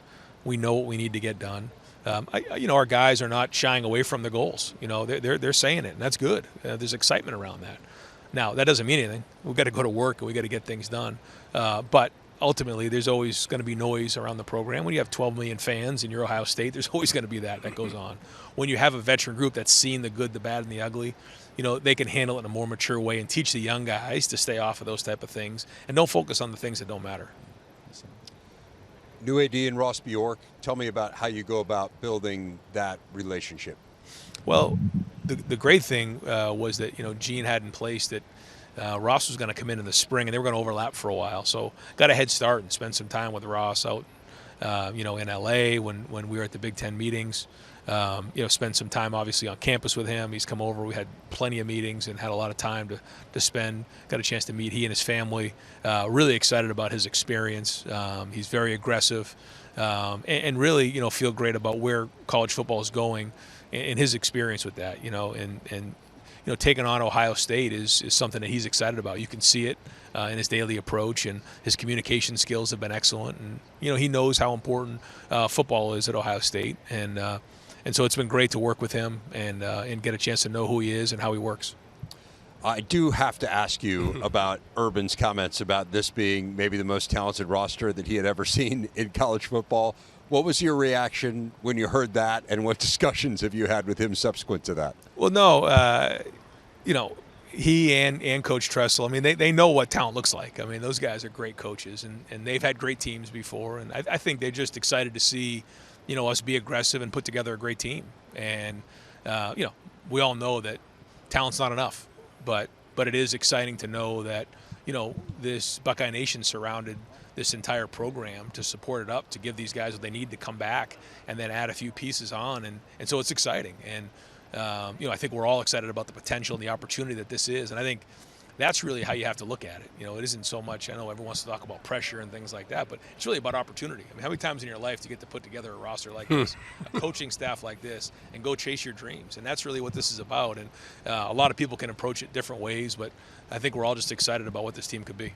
It was amazing to me when you were going through that quarterback room and you're thinking about all the 5 stars and, again, those 5 stars littering this roster. But I'm interested, particularly from a quarterback position, when you have the young talent coming in, when you have some players that are holdovers, and then you go out and get Will Howard, what made him the right fit in the portal, and what's your message to someone who transfers in a situation like that where these rooms are so talented, and unlike any other position, there's only one ball? Yeah, and how cool is it that we have 5 guys in there? They had an opportunity to leave in the spring, and all those guys decided that they wanted to be a part of this. It just goes to show you the brotherhood and the culture, how strong it is right now. Because, you see nowadays guys leave when there's 2 or 3 guys in there. We got 5 guys in that room, 2 guys in the same class. Yeah. I think it just speaks volumes to what's going on with the team, their leadership in terms of how they feel, and they want to be a part of this team. And I think they know it's going to be a long season, and they want to be a part of it. How about Will in particular, though? How do you go about that when you're recruiting someone who's coming in, having been a starter, and presumably wants to be the starter? Yeah, for us, I think the way that we've developed quarterbacks at Ohio State was exciting to Will. I think the way that we coach the quarterbacks, I think, watching what CJ did this year, coming out in 3 years and being prepared, and just some of the comments he's made that sometimes, our offense is more complex than maybe some of the things he was doing in the NFL. I think he saw that and was excited about that. Saw the weapons that we had, saw the style of offense that we have, see how we've developed quarterbacks. And I think he wanted that experience before he took the next step to the NFL. Ryan Day, always fun. Thanks a lot for your time, Coach, and we look forward to seeing you appreciate you on guys. our camp tour. Okay.